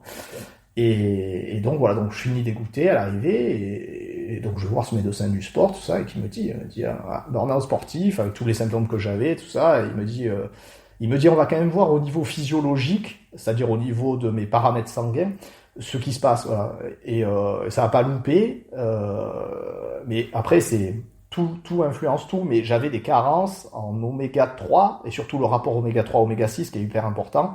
Carences en oméga 3, en vitamine B9, B12, je mangeais pas assez de viande a priori, ou je l'assimilais pas bien.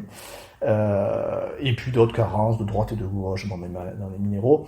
Mais ça, tu sais, c'est aussi quand on sait tout ce que peut faire le cerveau. Si le cerveau fait en sorte de plus assimiler, quelque part, tu l'assimiles plus, voilà. Mais j'avais aussi des carences qui étaient de l'ordre de l'alimentation, qui était pas assez riche et pas assez consistante, voilà. C'était pas une question d'équilibre, mais elle était trop faible, sûrement, par rapport à ce que je faisais. Et voilà, et donc, bon, quand j'ai su ça, je me suis dit, ça confirme, enfin, ça explique au moins ce qui se passe. Et un facteur interne qui a mené à ça, je te disais, la plupart c'est de l'extrinsèque, mais le facteur interne, à mon sens, c'est que, je te disais, cette histoire d'illumination au début, en 2014, 2015, etc., je me suis mis à peut-être un peu trop la conscientiser, et du coup à être moins naïf. Et quelque part, c'est bête à dire, mais parfois c'est bien d'être un imbécile heureux, tu vois, la fameuse expression, mais c'est bien pour soi en tout cas. Et il faut trouver la juste distance. Et moi, je m'étais mis un peu trop à intellectualiser les choses et tout, et j'en avais perdu un peu la magie de ce qu'était le triathlon. Je pense que comme je t'ai raconté l'Ironman de Nice en 2015, c'était vraiment, on était sur de la magie, y compris le coup de poignard dans le pied là, mais tout était magie. Et voilà, j'avais complètement perdu ce truc-là, enfin, complètement, quasiment en totalité. Et bon, voilà, donc ça c'est le facteur interne. Et bon, après qu'est-ce que j'ai fait? Donc l'automne 2019, j'ai arrêté. J'ai fait 6 semaines d'arrêt, je crois, du sport. Ça c'est sur Strava, c'est le seul moment de ma vie où je me suis arrêté. Donc j'ai fait, arrêté aussi longtemps, sans sport, sans rien, à rester dans mon appart tout seul à déprimer, à me demander ce que j'allais faire de ma vie. Et honnêtement, c'était pas une super période parce que je m'étais dit bon, j'ai quitté mon boulot, mais j'aimais pas ce que je faisais. J'aimais pas de la manière dont c'était fait, parce que c'est-à-dire en fait, ce que je faisais, c'était on va dire, j'étais chargé de développer l'économie de la Corse, pour être très simple, et notamment à travers les zones d'activité, aussi en étudiant les loyers. L'idée c'était d'améliorer le pouvoir d'achat un peu tout le monde. On va dire, voilà, je faisais de la macroéconomie. Mais très mathématique quand même. Voilà. Et voilà, donc je faisais ça, et en fait ce que je me suis rendu compte, c'est que mes rapports finissaient soit à la poubelle, Un classement vertical. Voilà, et ça fait mal, voilà, et soit à la poubelle, soit on me demandait de changer mes conclusions, et ça me posait vraiment beaucoup de problèmes, parce que moi je suis quand même un homme de valeurs, d'éthique, et voilà. Et je veux dire, moi j'ai fait un travail, je veux qu'il soit restitué comme il est, quoi. On va pas dire, ah ben Romain il a fait ça. Non, Romain il a fait un travail. Après, derrière toi, si tu veux dire, oui, mais j'ai modifié les trucs, tu le dis, mais c'est pas moi qui vais le faire, quoi. Et voilà. Et puis un jour, on m'a dit, ton travail ne t'appartient pas. Et ça a été la phrase qui vraiment a fait un déclic dans ma tête. Parce que justement, suite à une conclusion qui devait être modifiée, il m'a dit, ton travail ne t'appartient pas. Et moi, pour moi, c'est inconcevable. C'est-à-dire, là, pour le coup, je suis un peu paysan dans l'âme. Je fais un truc de mes mains, c'est à moi ou c'est à moi et je le donne, mais on va pas me le modifier. Ça, c'est mon truc, quoi. Voilà. Et donc, dans le triathlon, j'ai trouvé mon truc, parce que là, je fais un truc, mon travail m'appartient. Et bon, bref. Donc du coup, voilà, j'ai passé 6 semaines comme ça à broyer du noir, à me dire, bah merde, voilà, tu vas pas refaire ce que tu faisais dans ton ancienne vie. Et puis du coup, le sport, est-ce que c'est vraiment pour toi? Voilà, tout ça, voilà, réfléchir. Hein. Et puis comme j'étais blessé, j'avais plus confiance. Je me disais, mais en 2020, tu vas trop blessé de partout. En fait, c'est bon, c'est fini, ça y est. Voilà, t'as un corps qui est devenu super fragile. Alors, je savais même pas pourquoi. Il était très très solide à l'époque, et après il est fragile. Et en fait non, voilà, en fait tout était contrôlé par le cerveau, on va dire. Et donc j'ai mis en place un processus de reprise en main. Donc après ces 6 semaines j'avais un peu commencé vers la fin, 6 semaines d'arrêt. Bon, déjà j'ai fait comme pour l'entraînement, j'ai énormément lu, je tombais sur des parcours, et là rien à voir avec le sport, hein. Des gens qui étaient en entreprise, des gens qui avaient un travail. On parlait des militaires qui revenaient, qui déprimaient, ceux qui avaient des PTSD, etc. Des syndromes post-traumatiques. Donc voilà, je me suis passionné. Et pour le coup, je me suis pris de passion pour tout ça. Mon père, il m'a amené des trucs qu'ils avaient au Crédit Agricole. Ils avaient des énormes boîtes. Hein. Le Crédit Agricole, c'est 2000 milliards d'euros de chiffre d'affaires. C'est plus que le PIB de la France. Enfin, c'est le PIB de la France. Et donc, ils ont des gros classeurs sur justement le burn-out, la dépression, etc. Parce que ils en ont des salariés qui sont pas bien. Et donc il m'avait ramené tout ça et il m'a dit tiens, vas-y, lis ça, ça. Et c'était une mine d'informations, il y a des trucs très intéressants dedans. Et donc voilà, donc j'ai fait ça, et puis après je suis allé me marcher, un peu courir en pleine nature. Alors là j'ai pété un câble, j'y allais en pieds nus. Voilà, parce que je voulais faire du grounding, tu sais, prendre l'énergie de la terre. Là, voilà, je me suis dit tiens, je teste d'aller courir pieds nus un peu sur l'herbe, tout ça. Donc j'ai testé plein de trucs comme ça. Et puis je suis allé voir un sophrologue. Alors j'ai cherché pendant un moment, mais je tombais sur des sophrologues qui partaient un peu dans les étoiles. Moi, c'est pas trop mon truc. Hein. Je suis assez carré, donc voilà. Dixit, le mec qui va marcher pieds nus, faire des balades pieds nus pour ressentir l'énergie de la terre. Oui, mais parce que ça, à la rigueur, j'avais lu des trucs très intéressants dessus. Voilà, donc des échanges éventuellement, et puis le côté surtout sensation. Voilà, c'est là, à la rigueur, la sensation. Je sais que ça joue dans le cerveau. Et puis bon, mais vrai, tu vois, on a tous une contradiction, c'est une bonne contradiction, je te l'accorde. Et donc je cherchais des sophrologues, et je suis tombé sur un sophrologue qui était un sophrologue du sport, surtout la présentation sur son site web, c'était carré, c'était je vais vous donner des méthodes, je vais rien vous apprendre, mais en fait vous l'avez en vous, mais je vais vous aider à le révéler, tout ça. Mais c'était pas, je cherchais pas un gourou, si tu veux. Voilà, moi je cherchais quelqu'un qui allait comme je fais, tu vois, en coaching, mais m'aider à m'autonomiser, voilà, et à comprendre ce que je faisais pour me débrouiller tout seul, quoi. Donc je suis tombé sur la bonne personne, en l'occurrence Baptiste Faux, on peut dire son nom, hein, qui est un ancien, médaillé mondial. Alors je sais plus s'il est champion du monde, mais médaillé mondial en wakeboard. Donc en planche sur l'eau, là, voilà, il faisait du wakeboard, et il a été au Krebs de Boulouris, avec des athlètes justement de tous les sports. Donc, un gars très intéressant, un parcours de vie riche, et qui lui-même a eu une bonne dépression, voilà, pendant qu'il était sportif. Et bon, voilà, donc j'ai appris des techniques de sophrologie, de respiration, de visualisation, etc. Donc, très très intéressant, que je mets en place, dont je me rappelle de temps en temps, parce que ça peut servir, que j'explique aussi à mes athlètes, parce que ça peut leur servir, et ça peut servir à tout le monde, en entreprise, etc. C'est vraiment, quand c'est des outils comme ça, c'est super. Alors moi j'adore. Et donc j'ai mis en place ça, et puis après on avait fait un deuxième cycle un peu plus tard, je crois que c'était je sais plus combien de mois plus tard, mais plus tard, on avait fait un cycle là pour le coup de préparation mentale pure, c'est-à-dire là avec des outils de prépa mentale adaptés au sport. Donc on avait fait d'abord un diagnostic, moi qu'est-ce qui allait pas dans, on va dire, mes forces. Moi j'ai une motivation de base qui est très forte. Je veux dire, moi tu me dis va t'entraîner tout seul, il y a pas de problème. Il y a des athlètes, au contraire, il va falloir un peu leur mettre un coup de pied au cul, ou qu'ils y aillent avec d'autres sportifs.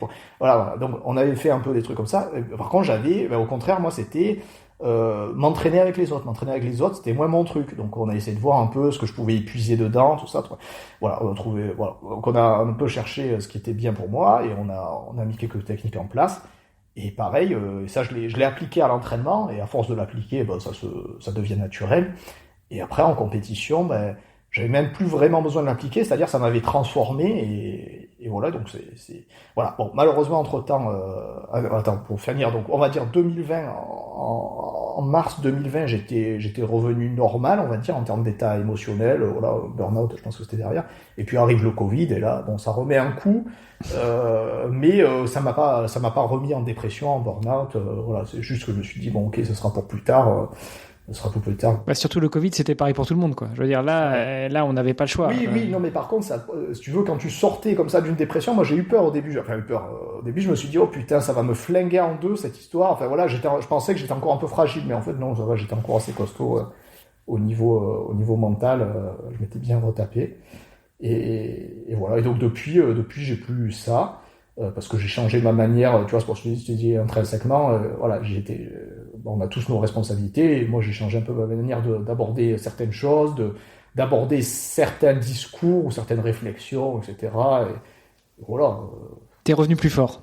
Ouais, oui, ça on peut le dire, voilà, plus fort, voilà, pour le coup, ouais, ça, ouais. Mieux armé en tout cas, et puis ouais. Surtout moi ce que j'apprécie maintenant, c'est de pouvoir un peu le transmettre, parce que voilà, je sais à quel point c'est pas des périodes faciles, et aujourd'hui je pense que nos modes de vie qui sont très stimulants, on a des sollicitations partout, on est hyper stimulé partout dans la vie, que ce soit via le téléphone, à l'ordi, via les contacts. Tu vois, on parlait de l'époque, je te parlais de l'époque à la rigueur en paysan, on t'évoluait avec ton petit cercle, ta tribu, tu voyais que 5-6 personnes tous les jours, c'est tout. Bon, aujourd'hui c'est différent. Et donc c'est super, mais tu vois, ça peut amener à des états émotionnels avec des gros pics, et finalement à des burn-out, des dépressions. On le sait, enfin aujourd'hui il y en a de plus en plus, quoi. Écoute, je te remercie d'avoir partagé tout ça avec nous. Je t'avais dit 1 heure, ça fait 1h45, donc on va se diriger vers la conclusion. Tu le sais parce que tu as écouté les épisodes, et les auditeurs et les auditrices le savent. Peut-être que j'ai bon espoir que tu nous ramènes plein de tes followers qui vont découvrir le podcast grâce à toi. Donc je te pose quand même cette dernière question que je pose à tous mes invités. Le podcast s'appelle Devenir triathlète. Romain, à ton avis, comment devenir triathlète ? En fait, c'est le coup de cœur. Pour moi, on l'a en soi ou on l'a pas. Voilà. Et ce qui va le révéler, c'est éventuellement de voir d'autres triathlètes, de voir une compétition, ou de s'y essayer soi-même. Mais de voir une affiche. De voir une affiche. De voir une affiche. Et juste pour terminer là-dessus, tu vois, tu disais aujourd'hui on découvre peut-être le triathlon par Instagram, par TikTok, etc. de manière différente. Moi, je trouve qu'il y y a encore, hein, pour ceux qui découvrent comme ça, il y avait en tout cas une certaine poésie comme quand un bouquin, tu vois, c'est pas pareil qu'un film. Un bouquin, tu vas t'imaginer des choses. Et moi, je vois une affiche, tu t'imagines des choses, ou au pire, tu t'imagines pas grand chose parce que t'as que l'affiche, et tu vas sur la compétition, et là, tu vois tes yeux, quoi. T'arrives, tu vois, tu parlais de ton podcast, tu essaies d'arriver sans trop arrière-pensée, ou voilà, en mettant des choses de côté. Ben là, voilà, tu arrives et tu vis vraiment le moment présent. Et je pense que moi, en tout cas, ça m'a vraiment aidé à maximiser l'illumination. Voilà, donc comme tu l'as dit, hein, il faut être motivé, puis surtout être illuminé, avoir cette illumination. Le triathlon, qu'est-ce que c'est ? Allez, je vais regarder, je vais me mettre dedans, je vais prendre un coach, tant qu'à faire. Romain, d'ailleurs, où est-ce qu'on te retrouve si on veut bénéficier de tes services de coaching, si on veut suivre un petit peu ton actualité, si on veut suivre tes entraînements, tout ça, ça se passe où ? Alors, je suis partout, Instagram, LinkedIn, Facebook, Strava pour les entraînements. On peut vous contacter sur tous ces médias, contact@garcinromain.com pour l'adresse email, mon site web, garcinromain.com. Et puis pour le coaching, bah, c'est pareil, ça peut passer par là, ça peut passer par Nolio, pour ceux qui ont déjà un compte Nolio, mais là, il faut peut-être en avoir déjà un, mais voilà, après, j'explique la procédure. Voilà, je suis partout, sauf sur TikTok, j'ai pas encore, c'est trop jeune. Voilà, c'est plus de notre âge. Bon, t'as quand même l'âge de ma sœur qui a 10 ans de moins que moi, donc bref. Romain, merci beaucoup d'avoir échangé, partagé tout ça avec nous. Je te souhaite une bonne continuation pour la suite. Et c'est quoi d'ailleurs la suite pour toi, les prochains gros objectifs là ? Eh ben, pour le coup, je vais te surprendre, mais je n'en sais absolument rien. Non, j'ai quelques objectifs en tête. J'ai le fameux nouveau XL d'Embrun, la fin juin, là, avec des distances un peu à l'ancienne, là, 3 km de natation, 120 vélos et 30 à pied. Et puis peut-être l'Ambreman. Après, j'aimerais bien greffer peut-être le triathlon des gorges d'Ardèche autour. Voilà, mais je vais de faire des triathlons dans la région de très haut niveau. Il y a le Roll Ventoux-Man peut-être aussi en mi-septembre. Donc de toute façon, maintenant, j'allais dire, c'est bon. Quand on court en France, on sait qu'on est niveau international puisqu'on a tous les meilleurs. Mais non, je vais essayer de faire des triathlons. Puis voilà, pour pas trop me déplacer un peu à droite à gauche. Des fois, ça me gonfle d'aller voilà, même loin en Europe, quoi. Donc voilà, je vais faire ça, et puis peut-être en fin de saison une course pour le coup à l'étranger, donc je sais pas, peut-être l'Ironman du Portugal, ça me dirait bien. Il a l'air assez solide, ou peut-être plus loin. Mais en fait, si tu veux, l'an dernier je me suis fait renverser par une voiture, et donc j'essaie déjà de stabiliser quelques tensions que j'ai à droite à gauche avant de m'engager sur un calendrier, et je le fais plus même. Au début, j'essaie de me mettre dans un calendrier comme font plein de gens, en tout cas plein d'athlètes très pros qui annoncent leur calendrier au début de la saison. Moi non, là j'y vais un peu plus comme au début, tu vois, un peu à l'instinct. Enfin, au début il y avait l'Ironman de Nice, mais après toutes les courses je les faisais à l'instinct. Voilà, je m'inscrivais. Voilà. Eh ben écoute, on te souhaite bon instinct, éclate-toi bien pendant ton stage là, pendant quelques jours, reviens nous charger d'énergie, de force, de soleil, de vitamine D, et puis à très bientôt, peut-être sur une course. Avec plaisir, Arnaud, à bientôt tout le monde. À bientôt, ciao. Merci d'avoir écouté cet épisode jusqu'au bout. N'oubliez pas de rejoindre notre groupe Facebook pour discuter avec les invités, commenter et poser vos questions, et Olivier et moi nous vous répondrons dans un prochain épisode. À la semaine prochaine, salut les sportifs.